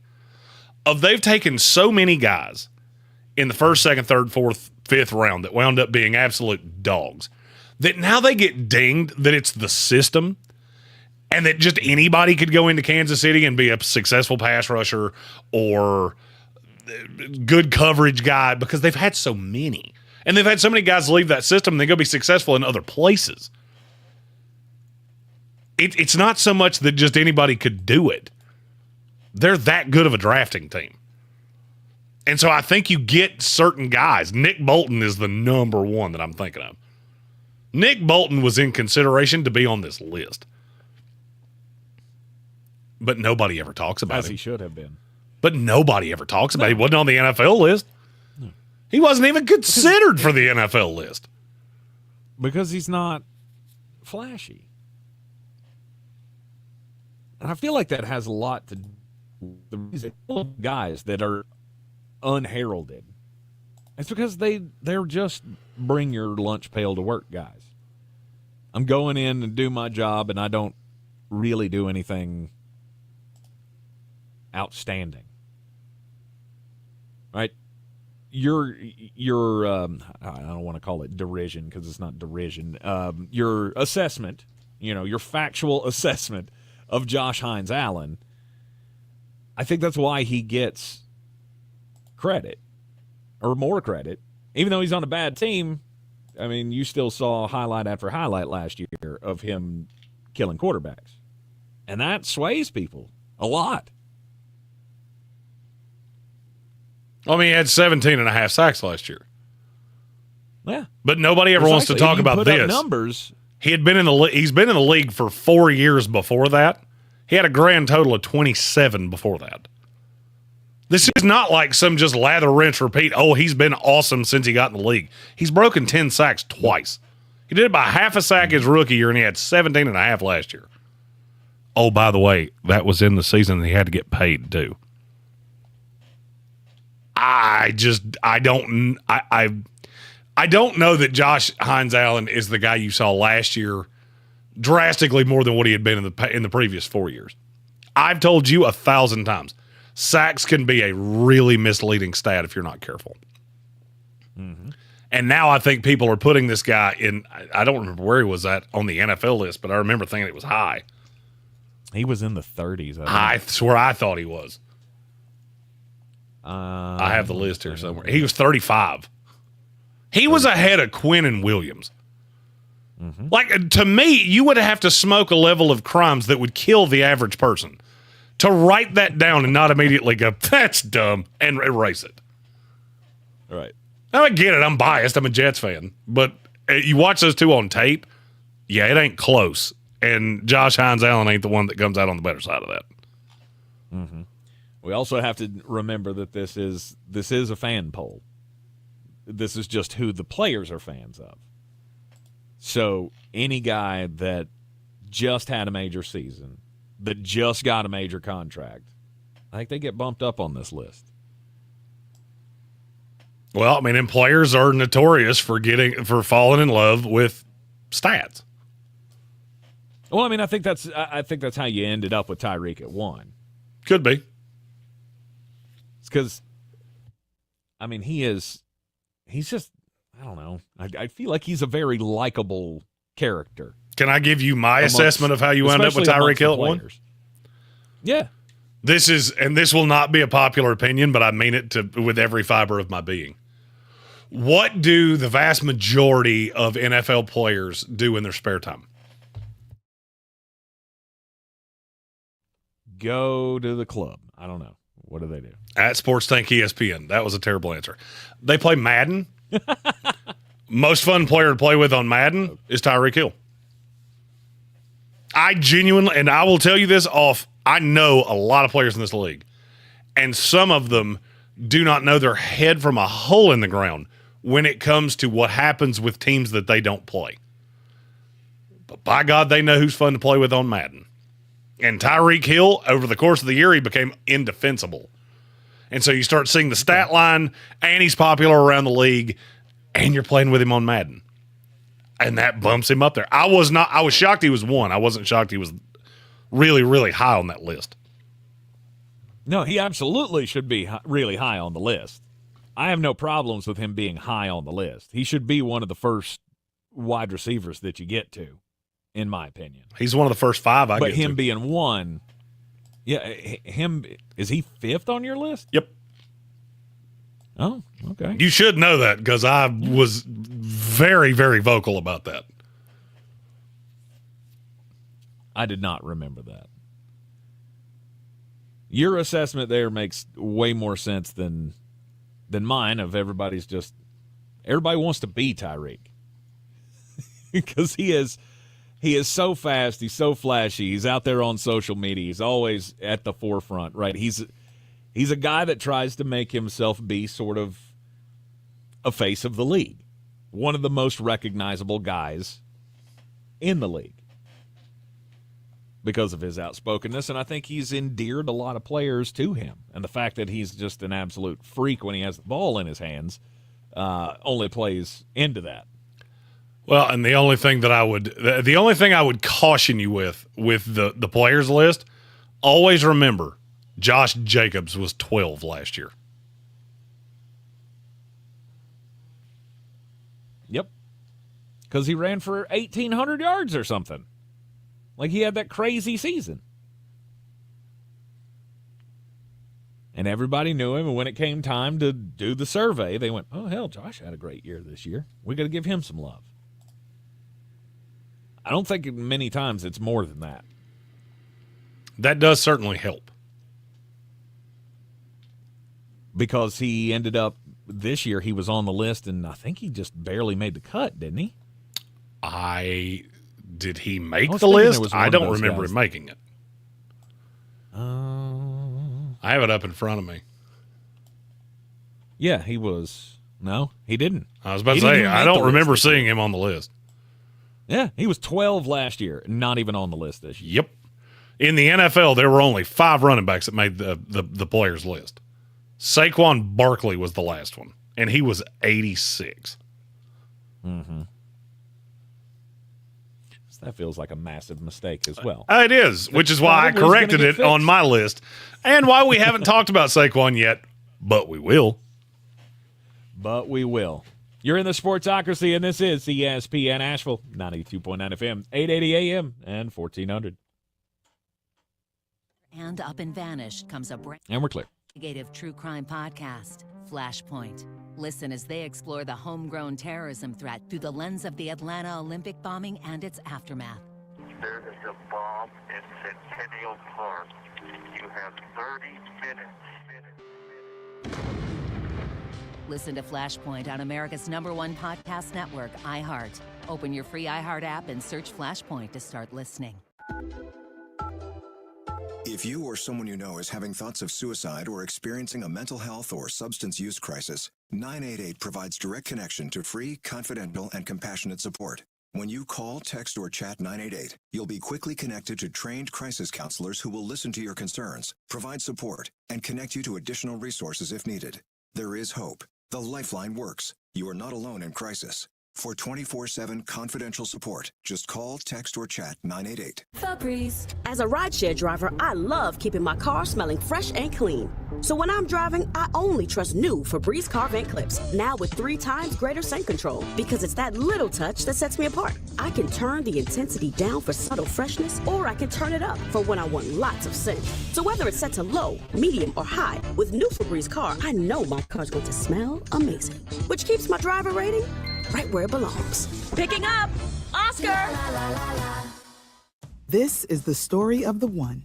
As head of maintenance at a concert hall, he knows the show must always go on. That's why he works behind the scenes, ensuring every light is working, the HVAC is humming, and his facility shines. With Grainger's supplies and solutions for every challenge he faces, plus 24/7 customer support, his venue never misses a beat.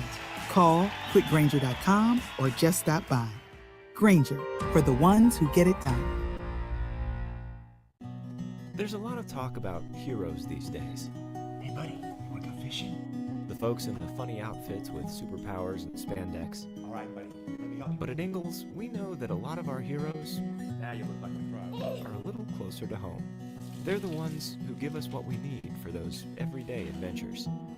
That's why we look up to the ones who look out for us. Don't forget your fish food. Catch a big one. Ingalls, See you later, Dad. all the ingredients for family. If you're looking to buy, sell, or invest in real estate in the mountains, you need to call the agents at Clarissa Sells WNC, brokered by eXp Realty. Check us out online at clarissasellswnc.com. Download our free app on Google Play or the App Store. Type in Asheville Home Search. You'll be able to connect with our team and see all the available homes for sale in our area. For more information, contact us today at 828-774-6343 or clarissasellswnc@gmail.com. Do better, be better every day. That's the Parks Promise. This is Jay. Let's have a short one here. So excited to introduce our first Parks Promise community hero, the American Red Cross of Western North Carolina. The need for blood is so important, and in the summer months, the need is even greater. Did you know that you can donate every 56 days? Save lives this summer. Head to redcross.org to schedule an appointment or find a blood drive near you. Congratulations to the American Red Cross, our Parks Promise community hero. The Sportsocracy. What are you people? On dope? We're fixing the top 100 in the NFL. Players got it wrong, so we venture to get it right here in the Sportsocracy. Number 55 is a player that can do many, many things at his position. One of the best safeties in the NFL. From the Miami Dolphins, Javon Holland. I mean, you know I'm just drunk on Javon Holland. Mm-hmm. And have been since the first time I saw him at Oregon a billion years ago. I think in terms of if we had, I hate to use the Olympics comparison here, but if we had like an NFL Olympic Games, I feel like Javon Holland would be the 48-time gold medal winner. Because to me, he's the best athlete in the NFL. Period. Okay. He's built like a Greek god. He can absolutely fly. And for a safety, he's really sizable. I mean, he's 6'1", 215, and he's that freakishly athletic. And look, he's been in his league 3 years. His PFF grade over the course of 3 years, 4th, 3rd, and 40th. And he was hurt in the year that he was 40th. Right. Missed 5 games this past season. Yep. He's really, really good, and nobody ever talks about him because there's so many bigger stars, whether it's Jalen Ramsey or Bradley Chubb or Jalen Phillips or Tyreek Hill or Jalen Waddle or Tua Tagovailoa. You just have bigger stars in Miami than him. Mm-hmm. And he gets lost, and that's unfortunate because he deserves all the credit. I have him as the second best safety in the NFL. Second best safety, and he comes in at number 55 on our safety is top well, 100 list. I got that wrong. He's the third best safety, but one of them doesn't necessarily play safety all of the time. Gotcha. All right. So he is the number 2 true safety. Yes. In the NFL. You're in the Sportsocracy. The ESPN Asheville, 92.9 FM, 880 AM at 1400. Take another quick break. When we come back, it'll be time to get weird. Plus, we'll continue the list at number 54 in the top 100. This is your Exergen Temporal Scanner weather forecast on ESPN. You're clear. Well, it's only going to take a nudge to the west to give us more rainfall, but right now the rain totals look under flood criteria. But just to the east, however, a couple of counties Better chance of very heavy rainfall from the triad east of the triangle. A few showers, thunderstorms will come in tonight after a partly sunny day today. We'll be in the upper 80s today, upper 60s tonight. A few showers, thunderstorms tomorrow night into at least a part of Friday. From the Weather Channel, I'm Ray Stajic. This report is sponsored by Allstate. Some people just know the best rate for you is a rate based on you with Allstate, not one based on anyone else. So if you drive safely, you could save money. Good to know. Visit allstate.com or call for a quote today. Pain from arthritis is awful. Bone-on-bone constant pain. It robs you of so much of the stuff you love to do. But there are effective ways to deal with that pain, and I'm not talking about drugs or surgery. Listen, there are exciting new cellular therapies that can get you lasting relief. And the place to go? QC Kinetics. QC Kinetics uses cutting-edge treatments that accelerate your own body's healing properties, revitalizing your joints so you can move again. If you're living with chronic pain from arthritis or injury, you need to know steroids and surgery and pain pills are no longer your only option. Learn how QC Kinetics can use advanced regenerative medicine to treat the pain, enhance your joints, restore your mobility, and give you long-term relief. With no downtime, the local medical professionals at QC Kinetics are ready to help you get your life back with regenerative restorative cellular treatments for your achy joints. This is the future of medicine. Call for a free consultation now in Asheville and in Greenville. 828-333-9517. 828-333-9517. 828-333-9517. iHeartRadio brings the 2024 Paris Olympics straight to your car. Plug in the iHeartRadio app to your car's dashboard and listen to NBC's 24/7 live play-by-play coverage of the 2024 Paris Olympics. Listen now on a totally free iHeartRadio app. This summer, Dale's Pale Ale salutes freedom. Freedom in fabric, or the fabric of freedom. Denim Dales available for a limited time in the blue jean box. Dale's salutes everyone who works hard, plays hard, and relaxes hard. Life's more than about what you pack in your dinner. Though we're packing beer, so we win. Seize the Dales. Unwind in style with a cool breeze up the jorts. Just look for the beer in the blue jean box. Showtime Sports by an Asheville native to better serve our community with the finest custom apparel and unique branded items at the best price. Showtime Sports and Mountain Graphics can customize whatever you, your team, business, or local group may need through high-quality screen printing, embroidery, and laser engraving right here in Asheville. Free personal delivery within Buncombe County and a reduced delivery fee anywhere in Western North Carolina. Visit ShowtimeSportsAVL.com and MountainGraphicsAVL.com. Your one-stop custom apparel shops. At Ingles, whether we're celebrating Friday night rivals, televising college basketball games, bringing the Fan Fest to semi-pro soccer, or taking you out to the ball game at your minor league park, it's all in the bag. Ingles, low prices, love the savings. Do better, be better every day. That's the Parks Promise. Our mission, to improve lives with every interaction. This is JW, General Manager at Parks Ford Hendersonville. Experience the Parks Promise today at parksfordhendersonville.com. That's parksfordhendersonville.com. On the weird scale, there's Vegas, there's Florida, and there's Asheville. Let's get weird, Asheville.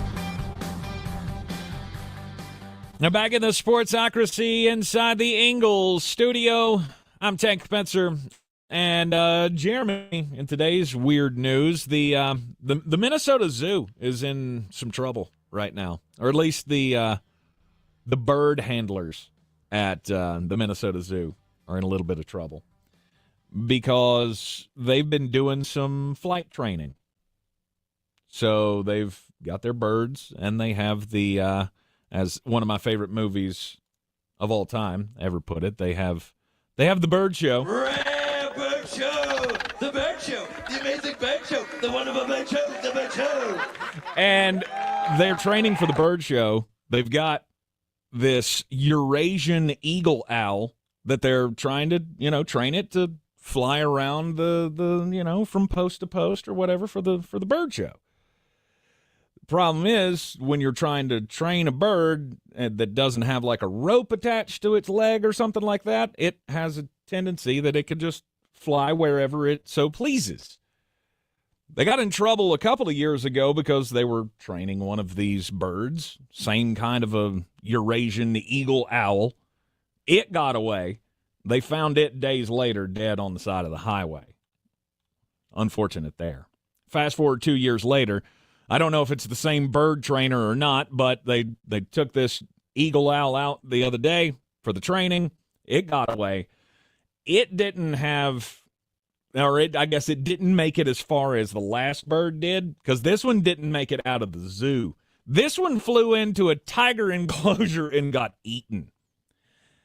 That is a bird show.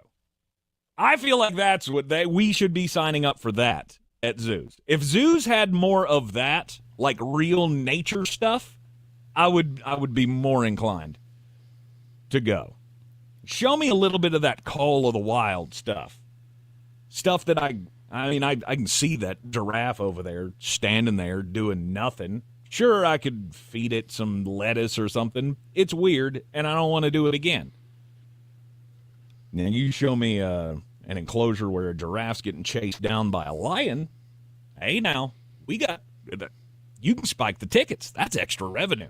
Yeah, there's a missed opportunity somewhere here. I feel like this is a great time to say at Sports Think ESPN. We don't put animals in zoos to watch them be terrorized the way they would be in the wild. Just saying, give them more natural feel to it. Yeah, bird show. I'm Seacrest out. He doesn't like birds. Nope, there are a lot of things in this life that I'm Seacrest out on, and you can deduce your own way of spinning this as a transition. My story is about Robert F. Kennedy Jr. He is a special breed of crazy, and apparently the New Yorker picked up a story over the weekend, and he found out about it. So he decided that he was going to get out in front of it, and the way he did that was by telling the true version of the story to Roseanne Barr. Here's how the story goes. Apparently Roseanne has a podcast, which I didn't know about. Who knew? I don't know how bored I would have to be in life to go, hey, let's check out what Roseanne did on her podcast today. I've never been that level of lazy or sad or bored or depressed, but apparently somebody does. So here's how the story goes. Like me. RFK was falconing in Goshen, New York. Do you know anything about falconry there, Mr. Spencer? Yeah. I've seen it done. The ironic thing is that's basically exactly what you were talking about. Falconry is the art or the art or the practice of hunting things with a falcon. So he was doing that with a group. Training the falcon to come back. You train the falcon to go out and find the thing and then come back. Well, and not tear your face off, which is really the most important part of its training.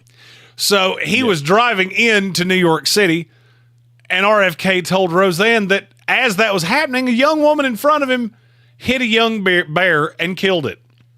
And as opposed to, I don't know, calling the game warden or doing any of the things that you would think a famous person would do, he decided, and I quote, I pulled over and picked up the bear, put him in the back of my van because I was going to skin the bear and put the meat in my refrigerator.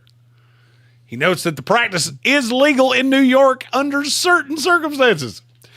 Well, then, as you do, he went to a political fundraiser. Things got a little crazy, and he had to get to the airport. But he still had the bear in the back of his car. If you had to get to the airport, how exactly? I mean, did you think you were just going to walk into the airport with this bear? This part of the story doesn't make a whole lot of sense to me. So he decided, I can't just leave it in the car, so what am I going to do? There had been a series of bicycle accidents in Central Park, so he decided that he was going to put the bear in Central Park and make it look like it was hit by a bike. You do get that bikes don't kill bears, right? That's part number 2 of the story where I go, I don't know if that makes any sense. So, I mean, was that a scene where you had dead bear carcass there and they just kind of leaned a bicycle on top of it and went, pretty much. See, bike killed it. See, bike did it. I actually feel like that's how the Democrats explain everything. But, see? Kamala Harris is not a lunatic. Sorry. Anyway, that's beside the point. He did feel the urge to say... Do what?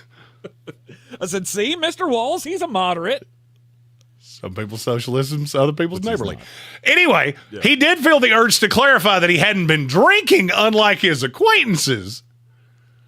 And then the next day, he opens the newspaper, and there's the bear. There's Mr. Bear on the front page of the newspaper, and he went, ruh-roh. He then proceeded to keep that story to himself for over a decade. The New Yorker somehow found out about it, and he felt the urge to get in front of it. This guy's crazy. Here's what from trying to skin bears in the middle of New York City to wrestling rattlesnakes outside of his home. This guy's insane. Tank, you're the political one here. I just make jokes. How in the world did we get to a point that we have 3 people running for president, and it's almost like they're trying to out-crazy each other? Mm-hmm. If we threw Gary Busey in this, I'm not sure he wouldn't be the sanest of the 4.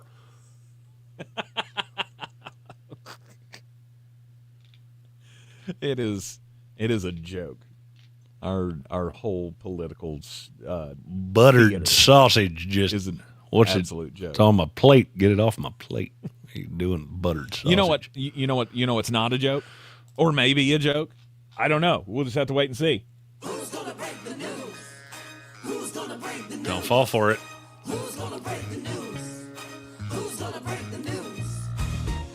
We may have a deal. We may not have a deal. We have conflicting reports coming out on the Twitter machine right now, or the X machine, I guess. I'm going to start calling it that. So some sources reporting that there is a verbal agreement happening with the Pittsburgh Steelers and the San Francisco 49ers in the hunt for Brandon Ayuk. However, we also have, I would say, equally trusted sources saying there's not a deal yet, so let's pump the brakes on this whole thing. Let me ask you a question. Have Adam Schefter or Ian Rappaport said it?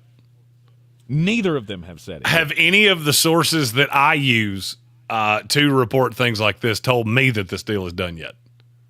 I'm going to say no. That would be a no. If they had, you'd know because we'd have hit that button quite some time ago.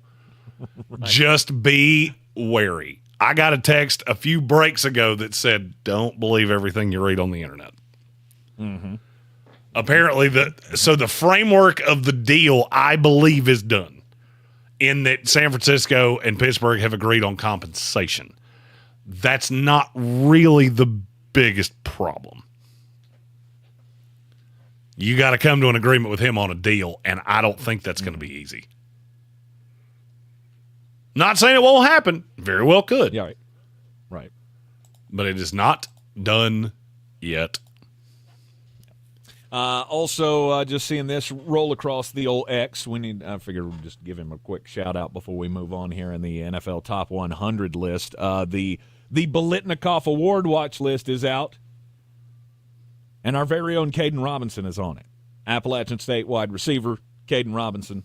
You hear him every day here in the Sportsocracy on the Open. Star of the College Football 25 trailer.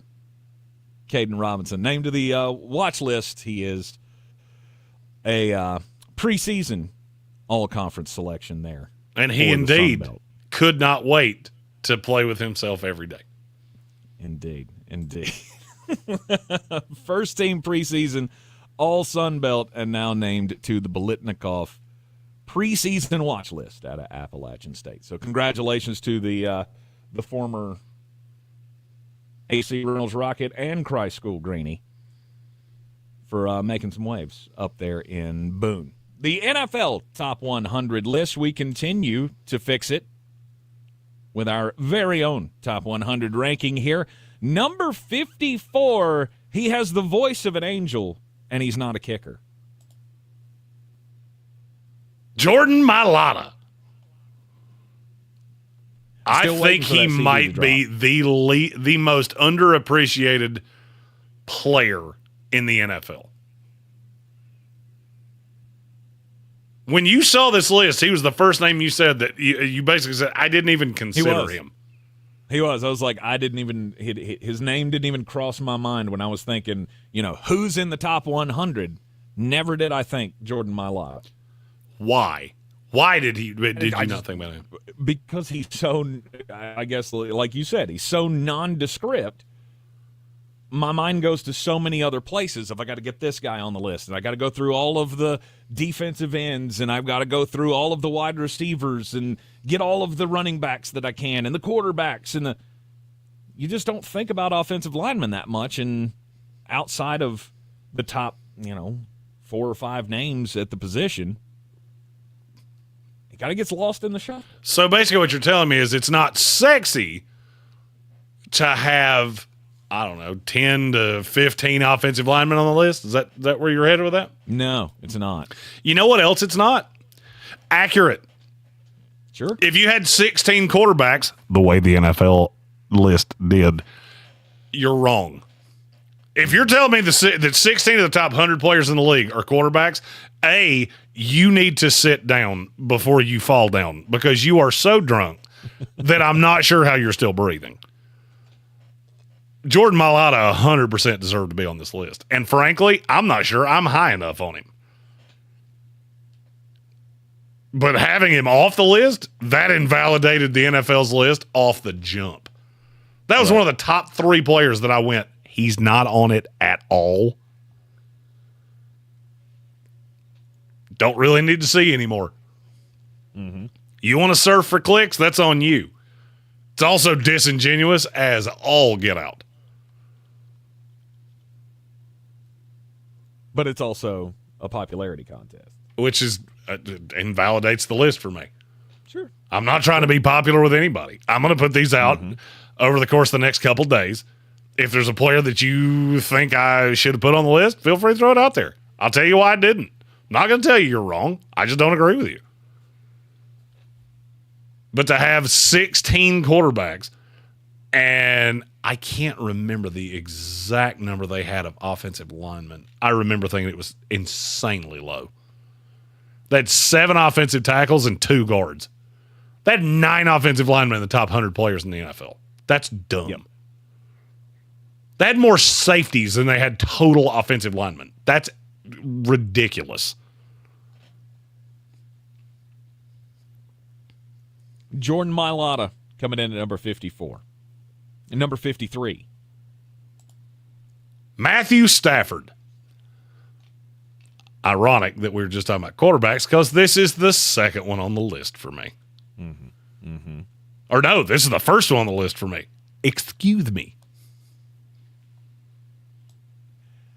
So there's not a quarterback outside of, or there's only, what did you say, 6 quarterbacks? I have 6 quarterbacks on this list. You have total. 6 quarterbacks in the top 53. None the rest of the way. Correct. Okay. All right. I think there are 6 truly elite quarterbacks in this league. Everybody else is just a step below that. And for me, I look at the difference between my 7th quarterback overall, who did not make the list, and all the other guys that did in terms of value to your team and value at your position. All of them are better. All of them are better. Whether it's Tua Tagovailoa, Jordan Love, whoever it is you want to throw at me. I have way too many questions to put them in a top 100. Mm-hmm. Because for you to have a top 100 quarterback, you better absolutely damn well know I got a franchise guy, and if he has 2 feet and 2 arms, he will be out on this field at all times.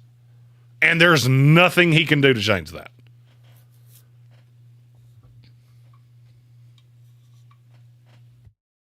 Matthew Stafford at 53. How about number 52? 52 is Mike Evans. 10 straight 1,000-yard seasons for Mike. Continues to be a touchdown monster. This year probably will be no different. I can fully see him and Baker continuing that little touchdown connection that they had last year that worked out so well. All right, you're a Buck fan. Do you have any problem with where I have Mike Evans here? I do not.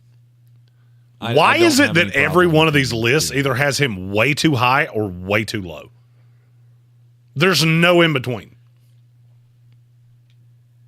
Okay. Where was he on the NFL list? 26. Ahead of Nick Bosa. Stop. That's a bit aggressive. If you're weighing those guys on career accomplishments, then okay. I guess I can see how you got there. I mean, if you're doing that, then you titled the list wrong. No. Because it was NFL top 100 players of 2024. Mm-hmm. That has nothing to do with career accomplishments. Precisely.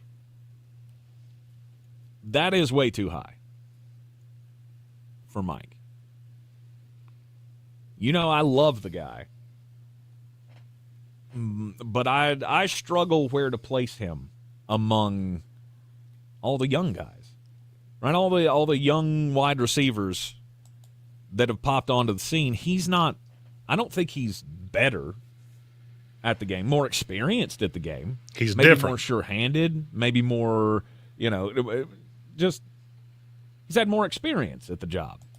But do I think that, talent-wise, physicality-wise, that he's better than Jamar Chase?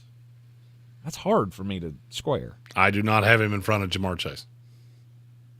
But he was 20 spots ahead of Jamar Chase in the NFL list. Which is because kind of somebody was smoking crimes. Yeah. The thing about Mike Evans has always been that he's insanely inconsistent in that he'll have 6 targets, 1 reception for 8-yard games like he did last year. Mm-hmm. He'll also have 6 catch, 171 with a touchdown games like he did last year. Yep. The good is as good as anybody in the league. He just doesn't have that game in, game out consistency that the higher guys do. Well, he's not he is a guy that can be taken out of the game plan. Why is that? Completely. I have an answer. I'm not going to tell you it's the answer, but I have an answer to that. I don't know.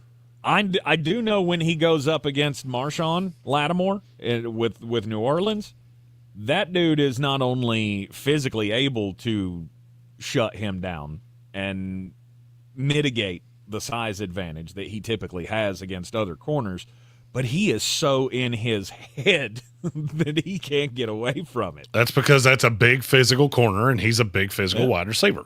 He doesn't have the speed mismatch. He's bigger than you. So if you physical him up, he struggles with that because he's not used to corners being able to do that. There's not many corners in this league that can get in the face of a receiver that's 6'5", 230.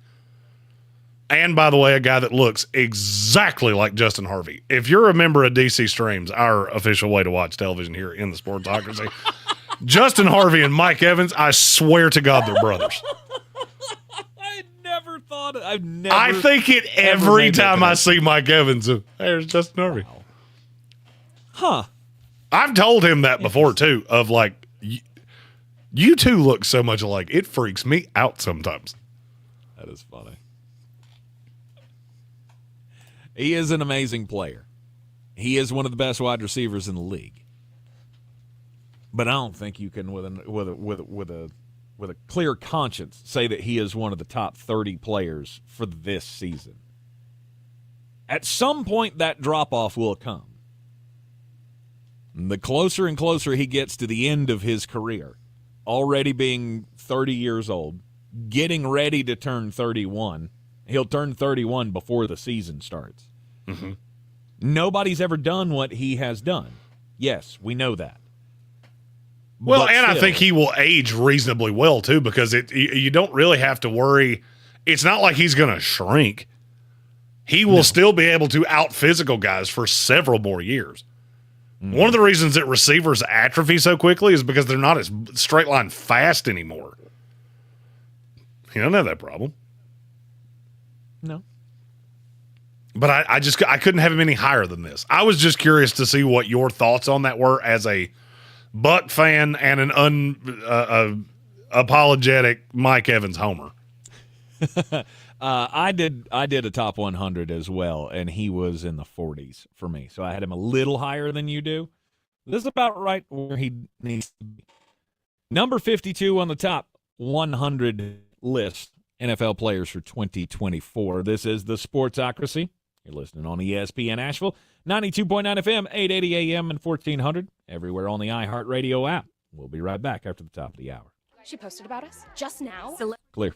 Get enough of Be Honest Bespoke skincare line. She has 147 million followers. How do we monetize? She needs a social media associate to help her with the hype. We should repost this. Do we need a hashtag? Indeed can help her hire great people fast. I need Indeed. Indeed you do. You can schedule and conduct virtual interviews all from your employer dashboard. Visit Indeed.com/credit and get $75 towards your first sponsored job. Terms and conditions apply. Hey there. Gerber Life would like to talk to you about the importance of guaranteed life insurance for when you... No, thank you. I get it. Nobody likes to think about life insurance because it means having to think about the end of... So I'll make this short and sweet. If you're 50 plus or 50 to 75 in New York, you can apply for Gerber Life Guaranteed Life Insurance with guaranteed acceptance regardless of your health. Guaranteed acceptance means you don't need a medical exam. In fact, you don't even have to fill out a health questionnaire. For a free quote, just visit GerberLifeFamily.com. Then, when that thing you don't want to think about does eventually happen, and you know it will, I'm not listening. your family can use the insurance money to help cover the cost of your final expenses, or anything else. Now that's worth thinking about. Gerber Life Guaranteed Life Insurance. For a free quote, visit GerberLifeFamily.com today. See website for terms and restrictions. Attention drivers, Ingalls Markets is hiring experienced CDLA holders for our local fleet. As an Ingalls driver, you start earning paid time off on day one. Our local drivers earn an average salary of $75,000 a year, but that's not all. You'll also enjoy great benefits like medical, dental, and vision insurance, plus a 401k with company matching and weekly pay. If you have a year or more of driving experience, apply online today at inglescareers.com. That's inglescareers.com. If you're looking to buy, sell, or invest in real estate in the mountains, you need to call the agents at Clarissa Sells WNC, brokered by eXp Realty. Check us out online at clarissasellswnc.com. And did I mention that Clarissa Sells WNC loves teachers? We love teachers so much, we're giving back 25% of our commission at closing. For more information, contact us today at 828-774-6343 or clarissasellswnc@gmail.com. This is your Exergen Temporal Scanner weather forecast on ESPN Asheville. Well, it's only going to take a nudge to the west to give us more rainfall, but right now the rain totals look under flood criteria. But just to the east, however, a couple of counties, better chance of very heavy rainfall from the Triad east through the Triangle. A few showers, thunderstorms tonight after a partly sunny day today. We'll be in the upper 80s today, upper 60s tonight. A few showers, thunderstorms tomorrow night into at least a part of Friday. From the Weather Channel, I'm Ray Stajic. Sponsored by Bank of America. Bank of America has powerful digital solutions for local and global businesses, so you can make every move matter. Visit bankofamerica.com/banking for business to learn more. Bank of America N.A. Copyright 2024. Life hack number 7. Get an iPhone 12 on Straight Talk. Life hack. Here's how it works. You walk into Walmart, go to the electronics section, ask for iPhone 12 with 5G and a dual camera system, and select the new Silver Unlimited plan. They'll smile because it's a good plan. You get real unlimited data all for just $20 a month for the whole first year. Get it at Walmart or StraightTalk.com. Straight Talk. Less dollars, more sense. Taxes and fees apply. Requires activation of iPhone 12 and a new Silver Unlimited plan or higher end auto pay enrollment. $25 a month service credit applied for up to 12 months if eligibility requirements are met. For network management practices, visit StraightTalk.com. Take advantage of Zero Res Carpet Cleaning's Back to School BOGO sale. For a limited time, get 2 rooms cleaned plus 2 additional rooms cleaned for free. Use promo code BOGO when scheduling online at ZeroResAsheville.com. ESPN Asheville is WPEK W225CJ Fairview, WMFX Waynesville, an iHeart radio station, the exclusive audio home of NBC's coverage of the 2024 Paris Olympics. The Sportsocracy. It fires me up, man. I love it. Say it one more time. The Sportsocracy. Shake it back! Beer City's best sports talk. It is gross. Just earlier. They are mature, actually. You just have to get to know them better. Your lunchtime dose of dumbassery. Live from the Ingalls studio.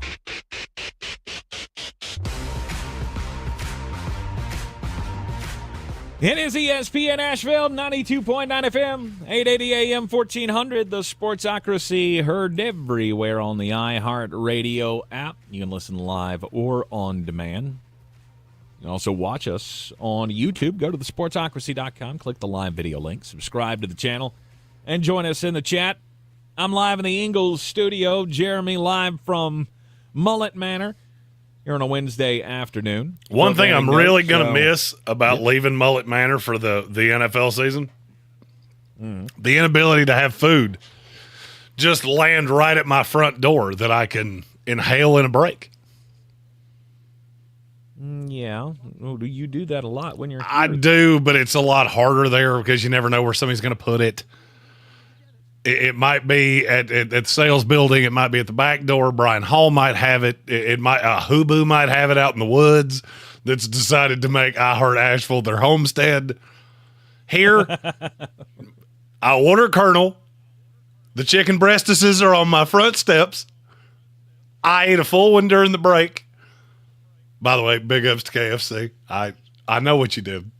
I know what I ordered. I know what you put in that box. What up, Colonel? They give you more food than you asked for? They always do. One time they left a note. Somebody that works at a KFC in Asheville, I would tell you which one, but I don't know which one it is I'm ordering from because I don't look.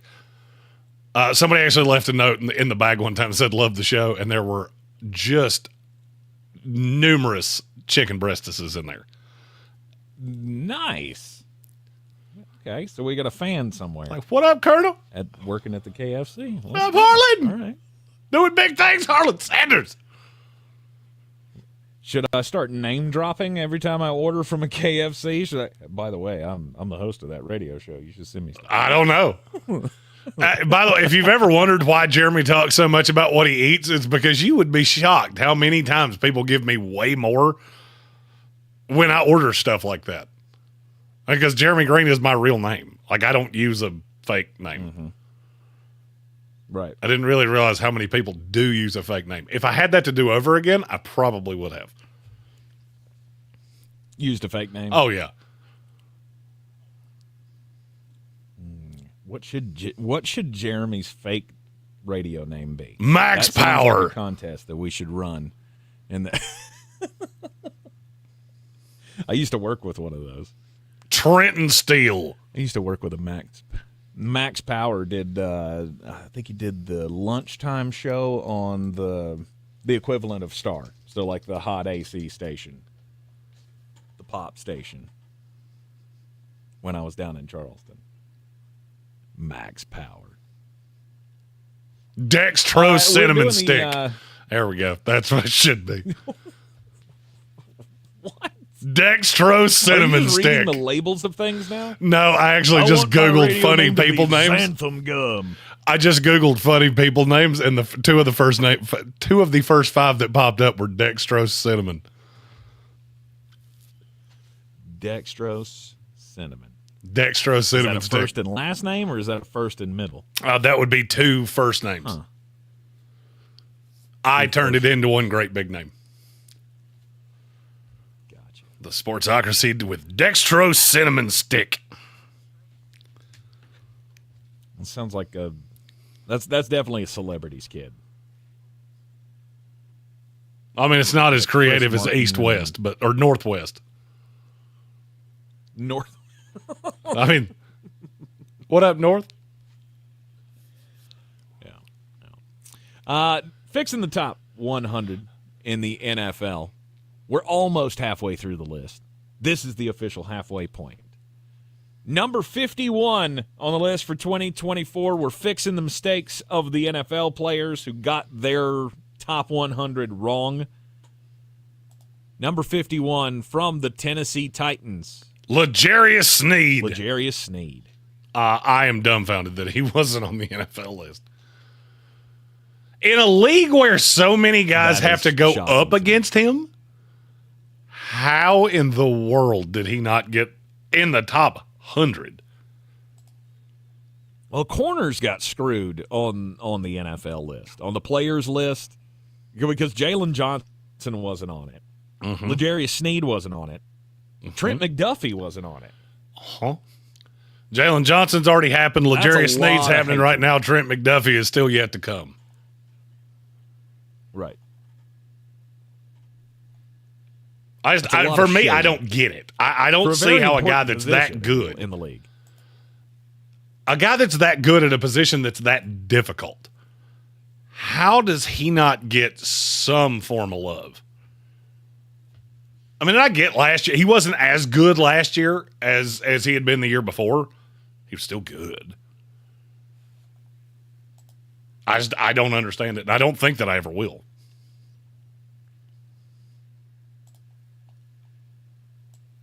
it does not make a whole lot of sense. L'Jarius Sneed at 51. Do you know how many cornerbacks the NFL list had on it total? Probably like 6. If you're too high, it was 5.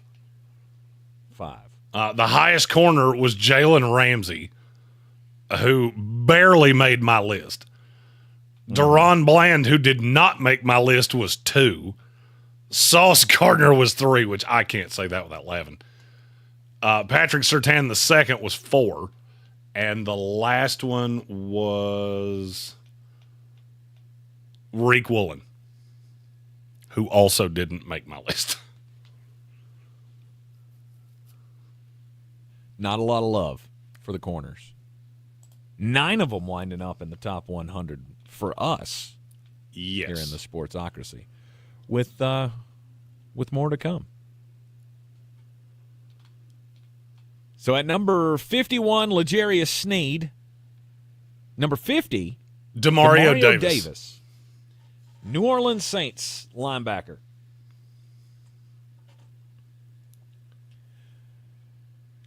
What are your thoughts on Demario? Well, I mean, to me, he is as good of a consistent linebacker as there's been in the NFL in my lifetime, honestly. I mean, he doesn't have the Ray Lewis upside, but man, he's been good for a long time.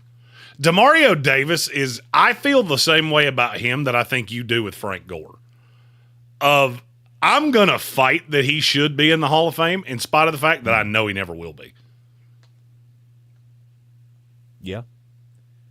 There's a lot of similarity there for just being able to say, I did it at a high level for a long time, and I was always counted on. You could count on me to be in the lineup every freaking game. How many games has he missed in his career? Demario Davis? Yes. When did we start doing 17 games? 17 games was 2019. 22. Really? No. It was earlier than 22. Was it? I feel like we've only been doing this for a couple of years. It was earlier than 22. I can't tell you exactly what year it was. Let's see. Now I have to verify because I know we did it in 21. I think we did it in 20. Okay. So, just looking at his games played here. So he might have missed 2 games in his whole career. That sounds about right. I know he hasn't missed many. He's got credit for 16 games every season up to 2021, and then 17 games the last 2 years. And even with that, he might have missed like the last game of the year where the starters didn't play. Well, even at that, they don't register you if you don't register a snap, do they? Even if you skip that game, you weren't hurt. If you don't play a snap, they don't give you credit for it. That's what I just said. Yeah. I didn't. So what I said was that doesn't mean he was hurt. He may have just sat out. Oh, for those 2 games that he missed? Yes. Or whenever? 2021. That was the first year? The change. That was the first year that we made the change. The only reason that I knew that definitively is because I had Derek Carr pulled up on my screen. He had played 17 games in 2021. Okay. Then there you go. There's your answer. One game. In his career. One game. In his whole career. There's something to be said for being able to do it at a high level and for a long time and always be available. That makes you Hall of Fame worthy in my book. Well, I mean, and I guess I would just reference the guy that we just saw get inducted. You know, Patrick Willis was the best linebacker in the NFL for a handful of years. Mm-hmm. Demario Davis has been one of the best linebackers in the NFL for a decade. Mm-hmm. Which career would you rather have? For me, it's Demario Davis. I was going to say it'd come down to who made more money. I'm pretty sure it would be Demario Davis. I don't know. He's been a pretty good value contract-wise his entire career. Okay. Well, maybe not. Maybe not. I don't know what Patrick Willis made, but he was getting paid before there was crazy money. So there's a chance that might be a little even. I wasn't really talking about the money. I was talking about on field. I know you weren't talking about the money. On the field, there's no question. I would rather be the guy that's been around a long, long time and never had to deal with the injury stuff. Demario Davis at 50. Got another linebacker at number 49. Quincy Williams. The funny thing is if you could combine these two into one player, they would probably be the best linebacker in the history of the NFL. Quincy Williams is just a missile. And the thing that I would caution people, when I was talking about Dre Greenlaw, Quincy Williams really applies to this. I mean, you understand he was cut by the Jacksonville Jaguars, right? Yes. He comes to New York and he's one of the best linebackers in the league. That system's really conducive to linebackers that can read and flow, which is what he does. I love him. He's probably my favorite Jet. If he's not, it's Sauce Gardner. But he is. There were times last year that I would just watch him and go, I don't think there's anything he can't do.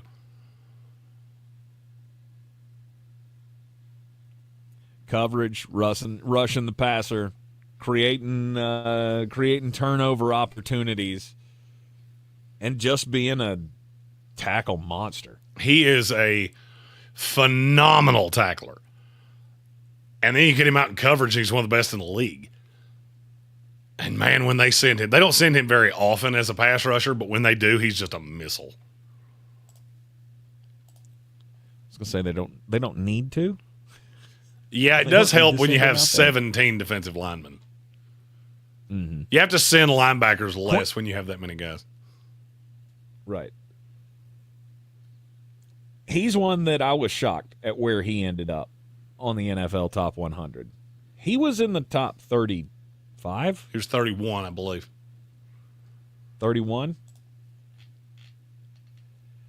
32, right behind Ron Bland. It seems insane to me. That was one of those fun. The NFL because puts their list out 10 players at a time. And so basically you got from 40 to 31. And I saw Sauce Gardner at 38, Quinnen Williams at 37, and I was full on mad of both of those are too low. And then I got to Quincy Williams at 32, and I went, okay. Because that's probably a little too high. I would say so. It's not that much too high. But there again, it's the fact that, I mean, he's a pretty new name for those of us who are not Jets fans. I mean, Jeremy, you and I had this discussion a couple of weeks ago. I think when we were going through a linebackers list. And you had Quincy Williams on your list, like, pretty high. And 4. I went, are you sure? Are you sure that Quincy Williams is that good at this game? It just didn't really dawn on me how good he had been over the last few years because it's an unheralded position. 2, it's a team that I don't watch intently. Well, to know exactly how good Quincy Williams, to know exactly how far he's come, you'd have to watch the Jets a lot because he's been there 2 years. And his first year was not great. He was still figuring out that defense. But then the light switch kind of came on halfway through that first year. And you saw this kid's going to be good. When he figures this out, he is going to be good. Mm-hmm. And that was last year. It's hard to argue with numbers. And he's had over 100 tackles every year that he's been in New York. Had at least a couple of sacks. Turned in, well, he didn't have any interceptions until this past year. He had one interception this past year. And getting into the backfield, 9, 12, and 15 tackles for loss in the last 3 years. That's pretty good. This year he earned his first ever AP first team All-Pro and has popped onto the radar for a lot of us who, like I said, aren't Jets fans and don't watch this team intently. When the NFL players step up and say a guy that you've barely heard of is the 32nd best player in the league, you start to pay more attention. He also had 10 passes defense this past year, too. Yes, he did. That was second on the Jets behind Sauce Gardner. He also earned another accomplishment that you didn't mention. He was a 7th alternate for the Pro Bowl.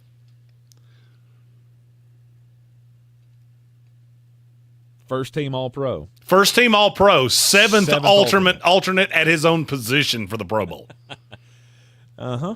You want to know why we don't talk about that stupid game? That's why. That's why. Again, Buda Baker at safety. Really? Number 48.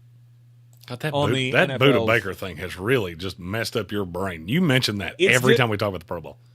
Well, of course I do, because it's ridiculous that you leave off the best player in the league at his position for a guy that made headlines a couple of years ago. It invalidates it every time. It doesn't do much for it, that's for sure. Right. You're in the Sportsocracy, ESPN Asheville. Number 48, we'll go back to the cornerback position for number 48. We'll reveal to you who that is coming up next. Dental in Asheville. Just check out their Google reviews. One patient writes, "We're clear. I really hate going to the dentist. My anxiety is always through the roof, and I'm always so nervous. However, Summit Dental may be the first place that my anxiety is actually not going through the roof. The staff that works at Summit are an incredible team. They're kind, knowledgeable, and funny. I left feeling confident that we have a plan to help restore my teeth and get me on track to a better smile. Find out more about Summit Dental at AshevilleSummitDental.com or call 828-277-6868. Life hack number 7. Get an iPhone 12 on Straight Talk. Life hack. Here's how it works. You walk into Walmart, go to the electronics section, ask for iPhone 12 with 5G and a dual camera system, and select the new Silver Unlimited plan. They'll smile because it's a good plan. You get real unlimited data all for just $20 a month for the whole first year. Get it at Walmart or StraightTalk.com. Straight Talk. Less dollars, more sense. Taxes and fees apply. Requires activation of iPhone 12 and a new Silver Unlimited plan or higher end auto pay enrollment. $25 a month service credit applied for up to 12 months if eligibility requirements are met. For network management practices, visit StraightTalk.com. We need your help to protect your right to AM radio in your car. AM is always there in times of need with the key information for our community. The overwhelming majority of legislators support a bill to keep AM radio in cars, but time is running out. Please text the 2 letters AM to 52886 and ask Congress to bring this bill to the floor for a vote now. Text AM to 52886. Message and data rates may apply. You may receive up to 4 messages a month. Text stop to stop. A message from the station. Win your way to our 2024 iHeartRadio Music Festival, presented by Capital One. September 20th and 21st. T-Mobile Arena here in Las Vegas. Streaming live only on Hulu. Keep listening for your next chance to be there. Audible is a proud partner of the 2024 iHeartRadio Music Festival. Explore the best selection of audiobooks, plus podcasts and originals, all in one easy app. Audible, there's more to imagine when you listen. Sign up for a free trial at audible.com. If you're looking to buy, sell, or invest in real estate in the mountains, you need to call the agents at Clarissa Sells WNC, brokered by eXp Realty. Check us out online at ClarissaSellsWNC.com. Download our free app on Google Play or the App Store. Type in Asheville Home Search. Do you have the You'll Google be able sheet to connect pulled with up? our team and see all the available homes for sale in our area. Yes. Did you see the edit I just made? I realized I copy and pasted wrong. 6343 or ClarissaSellsWNC@gmail. Up at 36. No. We're celebrating Friday I had Night Lane Rivals, Johnson on there televising twice. college 47 's basketball supposed to be games, Toronto bringing the Armstead. Fan Fest to Okay. Gotcha. Good thing you I had them on top of each other, and I saw his name, and I went, that's Ingles, not right. Low prices. Love the savings. Do better, be better every day. That's the Parks promise. All right, I got it. Lives with every interaction. This is JW, General Manager at Parks Ford Hendersonville. Experience the Parks promise today at parksfordhendersonville.com. That's parksfordhendersonville.com. This summer, Dale's Pale I must have Ale gotten a little salutes too freedom. loosey-goosey with that Freedom in Control V. fabric, or the fabric of freedom. Denim Dales available for a limited. And we're going to be skipping crimes, right? Yes. Dale salutes everyone who works hard, plays hard, and relaxes hard. Life's more than about what you pack in your denim. Though we're packing beer, so we win. Seize the Dales. Unwind in style with a cool breeze up the jorts. Just look for the beer in the blue jean box.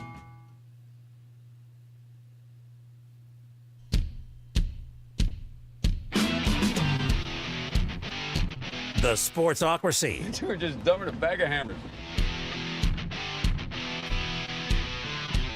It is ESPN Asheville fixing the top 100. I'm Tank Spencer in the Ingalls studio. Jeremy Greene live at Mullet Manor. Getting ready for a night of shenanigans. Oh, I know. He's going over to the Harris Cherokee Center, Asheville, right? It's not at the casino. It's here in town. Yes, it's here. Yeah. At the Harris Cherokee Center, Asheville, downtown Asheville, formerly known as the Asheville Civic Center. Going to see Tommy Segura. Hope to catch up with Tommy before the show. That's my objective. Mm-hmm. I sent the message. I did mean to get him for the show, and I remembered this show was today at about 11 o'clock this morning. Uh-huh. I completely forgot. This is why I don't buy tickets early. Because I bought these as a gift for Amy, and I completely forgot the date of the show. Mm-hmm. So for some reason in my head, the show is in September, and I've had time. I didn't have to. No, it was right before the trip to Nashville. Not after, before Dum Dum, and I completely forgot. Thankfully, I would have done the same thing I did with Nate Bargatze. I bought tickets for Nate Bargatze. I realized that I did that and missed the show 3 days after it happened. Somebody posted pictures on social media at that show, and I went, well, I guess he's doing two. And then I looked at the tickets and went, damn, you're dumb. Like, you're dumb. You were supposed to be there. They make calendars for this, you idiot. Write stuff down. Put it in a Google Doc. Do something. Well, at least you haven't forgotten this one. Tom Segura tonight, downtown Asheville at the Harris Cherokee Center, Asheville. And I believe this is the kickoff of the Asheville Comedy Festival or something like that. It is. Yeah. It is. So I guess all weekend long they're just going to be having comedy stuff going on around town.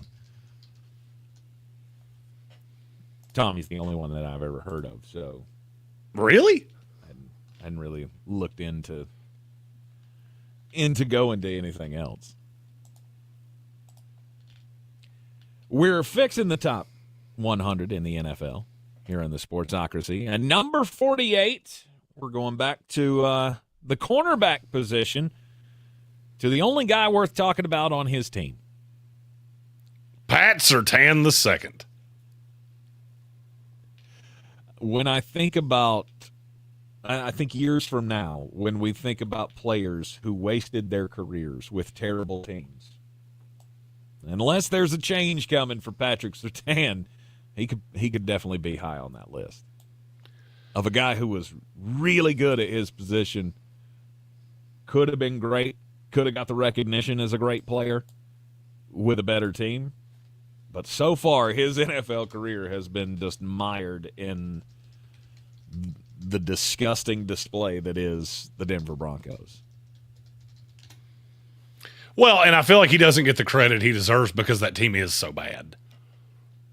Statistically, he regressed last year. It's because he's one-on-one. I mean, he's one-on-one almost all the time because they don't have the ability to help him. The rest of that secondary is so bad that you kind of got to just let Pat do what he does. He was the second best corner in the NFL the year before. So, I don't tend to make rash judgments like that. Oh, he was bad last year. It just means he's bad, period. No. I won't be shocked if I don't think he'll be the second best corner in the league, but I won't be shocked if he gets back into the top 10. Mm-hmm. Got all the talent in the world, surrounded by a terrible cast. Hey, anybody ready to come my way of thinking on Sean Payton yet? Oh, too soon? We're not there yet? Okay. You'll get there eventually. We'll be sitting here hanging out waiting for you to show up. Yeah, most definitely. The longer Denver goes, he's worse than Mike McCarthy. He's Mike McCarthy with a better PR team. That's it. Mm-hmm. They're the same dude. Just one of them's a little more likable. Number 47. Teron Armstead. Look, I get... If he could be healthy. If he was healthy, he'd be in the top 20. Yeah. That's how good he actually is that you can miss this much time and still be this high. He's at 47 on your list, and he's played, 11 games in the last 2 years? I'm pretty sure it's more than that. I will check that, but I think that was a guess off the top of my head. Yeah, so. it's more than that. Is it more than that? He has played. Okay, yeah. So he played 10 this past year. Yes. He played 13 the year before. Feels like he's missing a lot. Well, he's hurt all the time. And so you never know exactly what you're getting. But even hurt, he's been just a phenomenal offensive lineman.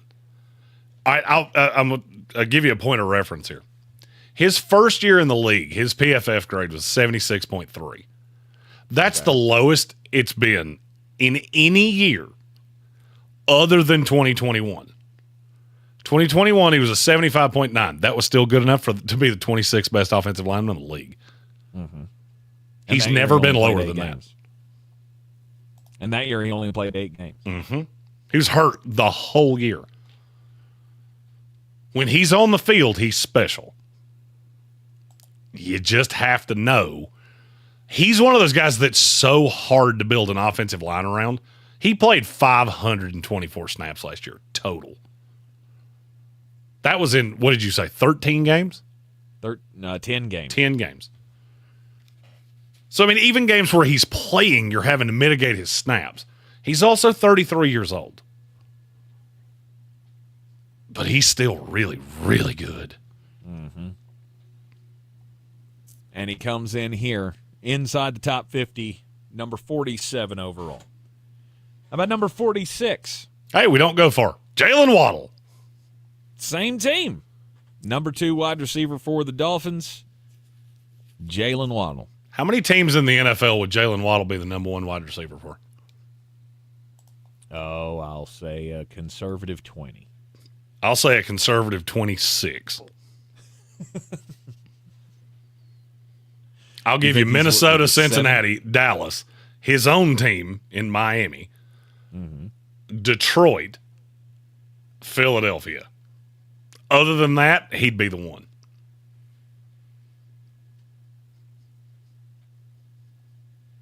No lies detected there. I'm afraid that as time goes on, he never gets the credit he deserves because of Tyreek. I mean, he will when Tyreek's gone. Will he, though? Because, all right, so just take the journey with me. He had 1,000 yards last year in 14 games. Mm-hmm. Last year, in 2022 with Tyreek Hill, he had 1,356 yards. He had right at 1,000 the first year of his career. That was without Tyreek Hill. So let's just, for argument's sake, he was on pace last year to finish roughly right behind where he was in 2022. let's say he gets back after Tyreek Hill to that 1,100-yard range. Do you not think people are going to hold that against him? When he's getting number one coverage and he regresses, do you not think people will go, well, of course, his best years were with Tyreek? Because I feel like they would bring in another high-end receiver.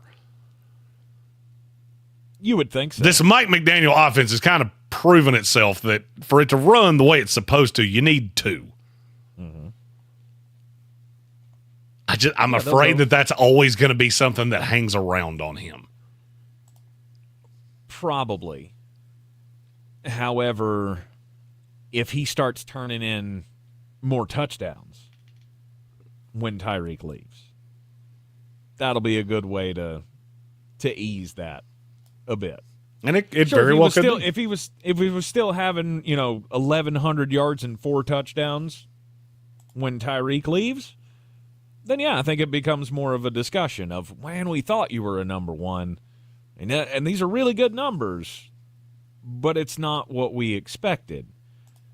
Now, on the flip side, if you turn that into 1,100 yards and 9-10 touchdowns, then I think the narrative will swing his way. It's hard to be recognized as one of the best players at your position in the league when you have somebody better at your position on your team. T. Higgins goes through that in Cincinnati. Jalen Waddle goes through that in Miami. And Stephen Tao just said Waddle might be the 4 in Seattle. I'm going to act like you didn't say that. He's the best receiver on that team, and it's not even close. The only one that's even in the ballpark is DK Metcalf. Yes. Look, I like Jackson Smith and Jigba too, but good gracious,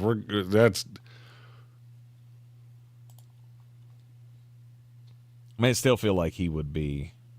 Wow, did DK not make your list at all? Nope. Wow. Okay. DK would have been one of the first ones off. I was gonna say he's one of those that I had a struggle with of trying to figure. Okay, who am I gonna leave out of here on this list? Because DK has to be in the top 100 somewhere. He didn't for me, and I after we put out the list, I could probably go a little deeper on the guys that I left off and why. Right. There's a specific reason that I left off DK Metcalf. Fair enough. Jalen Waddle coming in at number 46. Number 45, we're going back to the offensive line, and we'll tell you which offensive lineman clocks in here at number 45 when we return. Here on ESPN Asheville, 92.9 FM, 880 AM, 1400. This is your temporal weather for. And we're clear. Asheville. That's only going to take a nudge to the west to give us more rainfall, but right now the rain totals look under flood criteria. But just to the east, however, a couple of counties, better chance of very heavy rainfall from the Triad east through the Triangle. A few showers, thunderstorms will come in tonight after a partly sunny day today. We'll be in the upper 80s today, upper 60s tonight. A few showers, thunderstorms tomorrow night into at least a part of Friday. From the Weather Channel, I'm Ray Stajic. This report is sponsored by Lowe's. Don't miss up to 70% off select major appliances at the Lowe's Closeout event. But hurry, these deals are too good to last because Lowe's knows savings. Lowe's knows home improvement. Valid through 8/7 while supplies last. Selection varies by location. iHeartRadio Olympics Update. The U.S. women's volleyball team is one step closer to its second straight Olympic gold medal after beating Poland to advance to the semifinals. Team USA's Jordan Poulter says it feels great to advance. It feels amazing. Just regardless of whatever situation we're in, we are putting up a really good fight. The U.S. will take on Brazil in the semis tomorrow. Meanwhile, the U.S. women's basketball team takes on Nigeria today. For NBC's live coverage from Paris, search Olympics on the free iHeartRadio app. Breathe easier with Zero Res air duct cleaning. Trust Zero Res to get your ducts insanely clean. Mention this station to get $50 off your next cleaning. Use promo code AIR50 when scheduling online at ZeroResAsheville.com. If you've ever thought about Botox treatment before, then your dentist might not be the first person that pops into your head. But at Asheville Smiles Cosmetic and Family Dentistry, they are dedicated to the treatment of TMJ, and they use Botox for that. Botox can also be used to treat headaches that come from people grinding their teeth or clenching their jaws when they are stressed. So if you have more questions about Botox and you want to see if it's a good option for you, check out Asheville Smiles online at AshevilleSmiles.com. World-class dental care with a hometown feel. There's a lot of talk about heroes these days. Hey, buddy, you want to go fishing? The folks in the funny outfits with superpowers and spandex. All right, buddy, let me help you. But at Ingalls, we know that a lot of our heroes Now you look like we cried. are a little closer to home. They're the ones who give us what we need for those everyday adventures. That's why we look up to the ones who look out for us. Don't forget your fish food. Catch a big one. Ingalls, See you later, Dad. all the ingredients for family. If you're looking to buy, sell, or invest in real estate in the mountains, you need to call the agents at Clarissa Sells WNC, brokered by eXp Realty. Check us out online at clarissasellswnc.com. And did I mention that Clarissa Sells WNC loves teachers? We love teachers so much, we're giving back 25% of our commission at closing. For more information, contact us today at 828-774-6343 or clarissasellswnc@gmail.com. Do better, be better every day. That's the Parks Promise. This is JW with Parks Fort Hendersonville, and I'm so excited to introduce our first Parks Promise community hero, the American Red Cross of Western North Carolina. The need for blood is so important, and in the summer months, the need is even greater. Did you know that you can donate every 56 days? Save lives this summer. Head to redcross.org to schedule an appointment or find a blood drive near you. Congratulations to the American Red Cross, our Parks Promise community hero.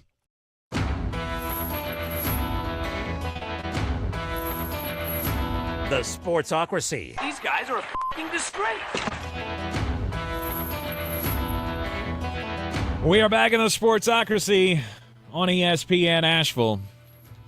NFL season right around the corner. We're working our way up the NFL Top 100 list, Flostradamus style here. The Sportsocracy version, fixing the list that the players screwed up. As we're coming back from break here, I was just, trolling around, see if we had any breaking news out there on the Twitter machine. Nope. No breaking news as far as Brandon Ayuk is concerned. However, there is now a clip of Patrick Mahomes practicing the behind-the-back throw in practice going out there. Awesome. That's great. That's what we really need. That guy doesn't have enough weapons. I'm really glad he's working on another one that would be indefensible. He takes the shotgun snap, and they're kind of, they're kind of all the receivers go out, and then all of a sudden Isaiah Pacheco just kind of sweeps through the line, and it was kind of a behind-the-back shuttle pass. And went, yeah, there's no way. There's no way that's defensible. You got to hope for Quinnen Williams to be breaking through the line right at the time that ball's coming through to be able to defend that. Also, on the flip side of that, it's do we really need Patrick Mahomes out here trying to inspire every high schooler to try this in their upcoming season? Because I feel like that's a great way a whole bunch of kids are going to get benched this year. I saw Patrick Mahomes do it. Number 45 on the top 100 list. It's the same reason that you don't try things that you've seen in internet videos. You can read that however you want to. It's a good way to disappoint your spouse and throw your back out. Don't try it.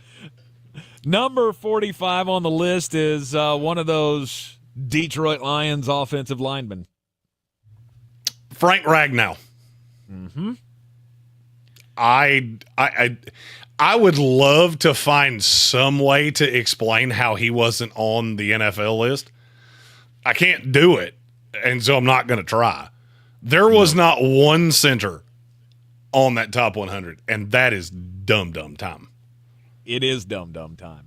And he was actually one of the first names that I thought of when I saw the NFL Top 100 list, because for some reason I did notice that there were no centers on that list. And I went, wait a minute, there's no way that Frank Ragnow and Creed Humphrey should not be on this list. I agree. That was two of the top 8 names. that I didn't see when I saw the full list. And you and I started talking about this in Ohio of, well, we've got to fix this because this is just dumb time. Yes. One of the reasons the Detroit Lions have made the comeback that they've made as a franchise, not only is it, good coaching, good culture, good drafting, all of that, but it's because they built in the right places. And Frank Ragnow's been a huge part of that. At number 44, Will Anderson Jr. Yeah, it doesn't always take you that long to figure out. And he's already, Sometimes you just don't need that long to figure that out. I'll be honest with you. If we'd done this list last year, Will Anderson would have been in the same boat as Marvin Harrison Jr. this year. I thought about putting him on the list before he ever played a game.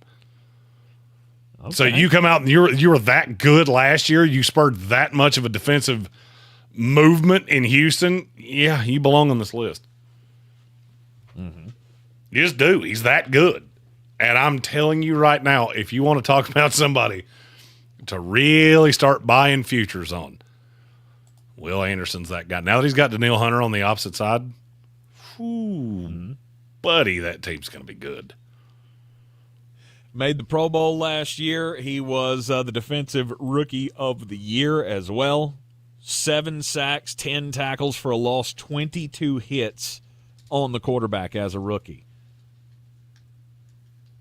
It's probably going to end up being the best draft,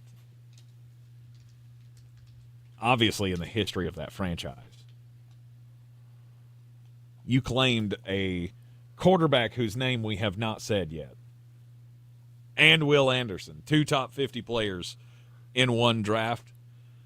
That's an all-timer. Oh, I mean, have no fear. He's coming. Oh, we know the other one's coming. We just won't talk about him today. No, we probably won't get that Number far. 40. No, we definitely won't get that far. At number 43. Derek Brown. Yep. Defensive tackle of the Carolina Panthers. And now face of the defense. The only face on the defense. If you had to, you're getting closer. I was going to say, if you had to pick a defensive tackle to be the face of your defense, I mean, you could pick worse options than Derek Brown. No doubt. He was a guy that when he came into the draft, we basically said there's no miss here. First couple years, you bounced around schemes. You had some coaching, a lot of coaching issues. You really needed somebody that would use him the correct way. Well, last year you saw Jero Avero basically do that, and it changed a lot. And there are not many defensive linemen that can rack up 100 tackles in a year.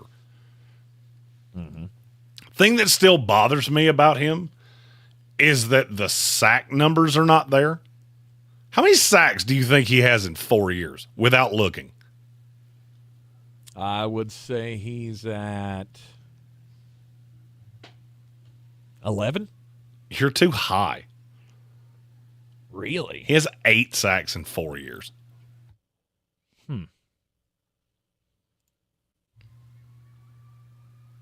That's the one thing that holds him back for me. But, I mean, I think the talent's there.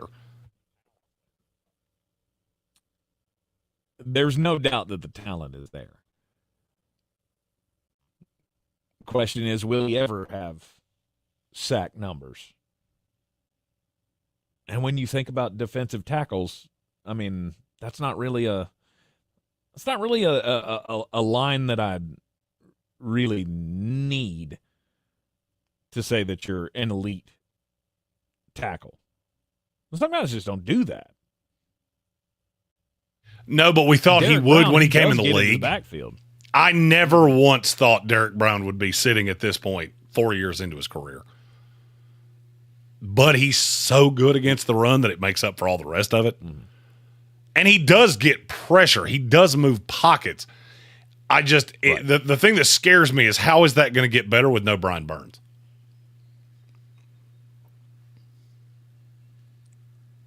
It almost seems like it can't. Or he's just going to take Because the mantle then himself, you can and steer- next thing we know, he doubles his sack total in 1 year, kind of the way Christian Wilkins did.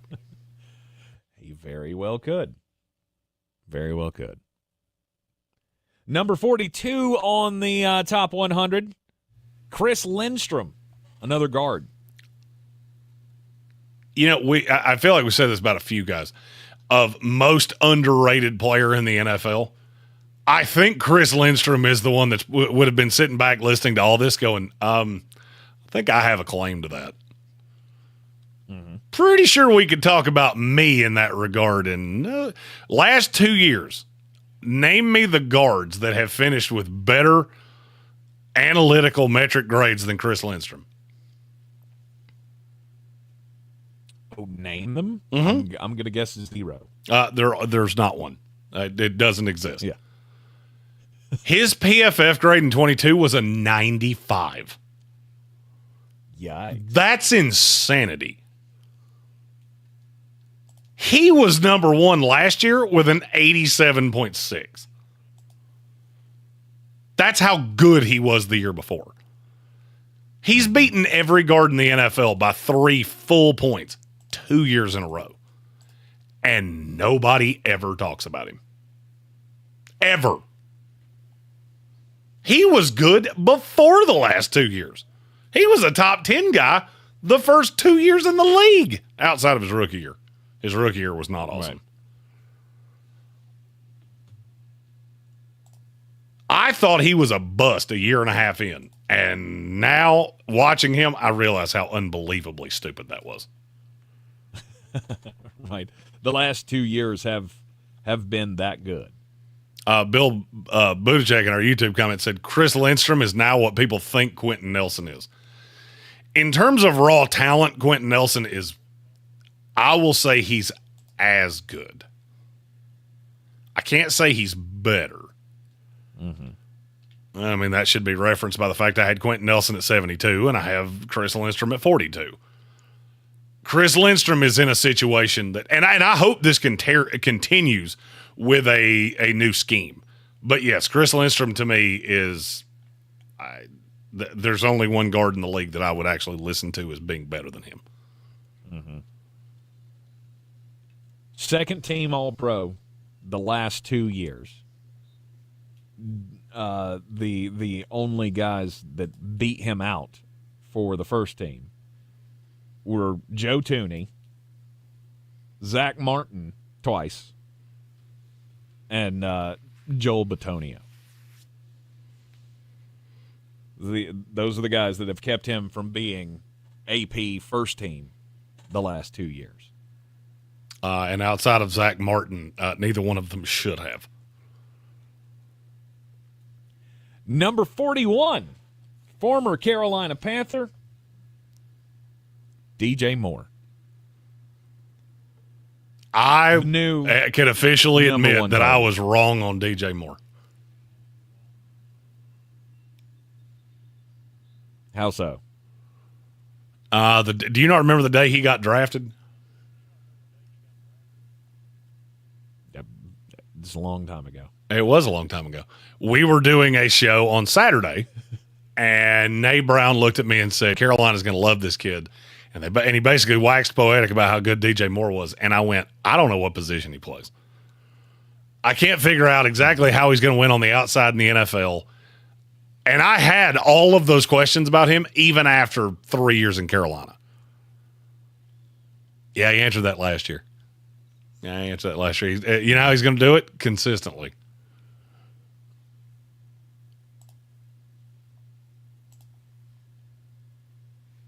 It's amazing how I did not think that he would go to Chicago and get better. He did. And somehow he pulled that off. And in every statistical way that you can imagine. Well, he was a gadget guy. Touchdowns, catch rate, all of everything got better. He was a gadget guy. That was my problem with him when Carolina drafted him. Coming out of Maryland, I looked at him at the same way that I kind of looked at Deebo Samuel. when the ball's in your hand, you're phenomenal. The question is, how in the world am I going to get the ball into your hand? Because you don't run routes all that well. Or at least he didn't. You're small, and I don't see how you're going to beat physical coverage. Well, over time, and by the way, it was 5 years in Carolina, he's gotten past that. Now, I'm curious to see how he responds in a new system this year. Does he revert back to more Carolina DJ Moore, or is he still one of the most elite receivers in the league the way he was last year?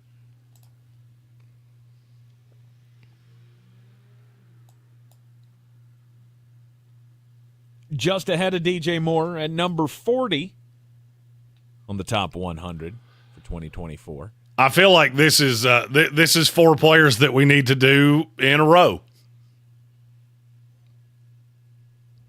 Okay, because they're all running backs. They are all running backs, and I can't separate them. And at number 40, Jahmyr Gibbs.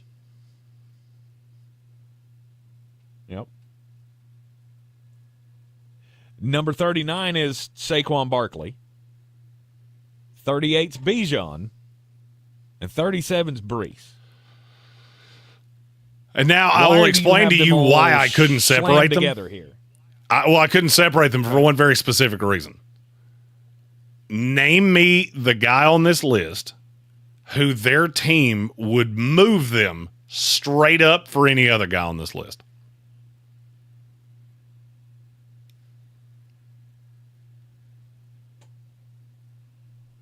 I don't know. I don't think there is one.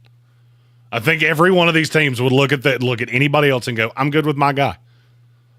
I don't think Atlanta would come off Bijan for Brees Hall. I don't think the Jets would come off Brees Hall for anybody. I don't think Philadelphia even having to pay Saquon Barkley. I think he fits exactly what it is they want to do, and Detroit loves Jahmyr Gibbs. I think Jameer's the most limited of the 4, which is why I put him at 4. Saquon's the most expensive of the 4, which is why I put him at 3.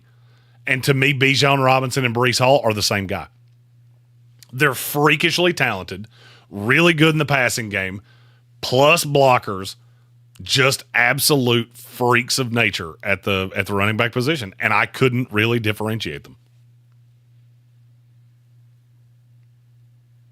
All right, so a 4-pack of running backs there.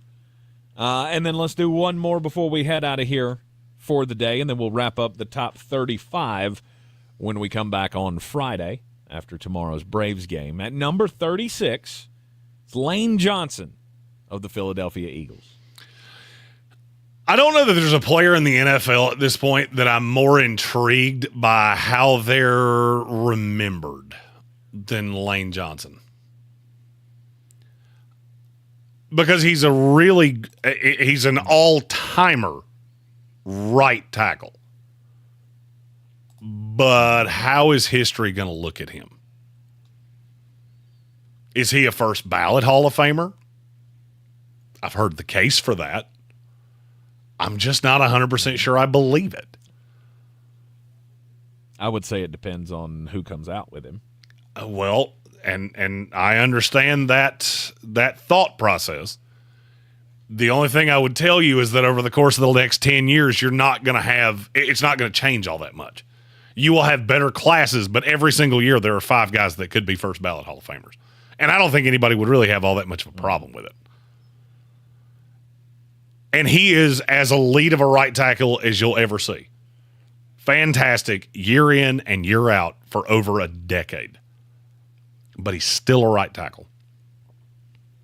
I said when we started this, my criteria was guys that are the best in the NFL at their position got kind of first dibs.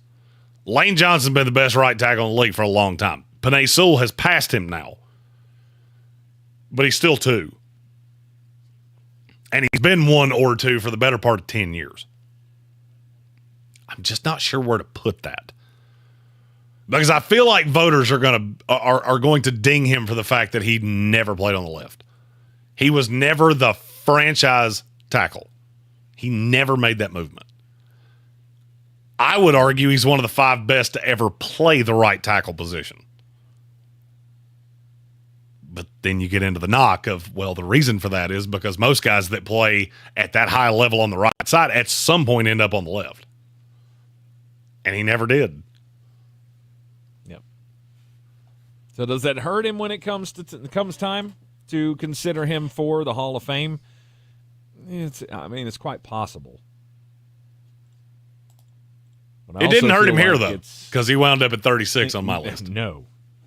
No, because you're still one of the best offensive linemen in the entire league, regardless of what position you play.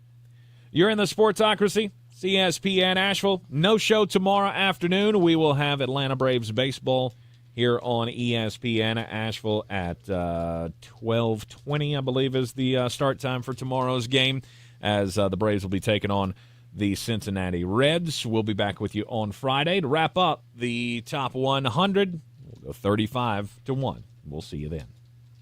If you're listening to this Gerber Live, clear.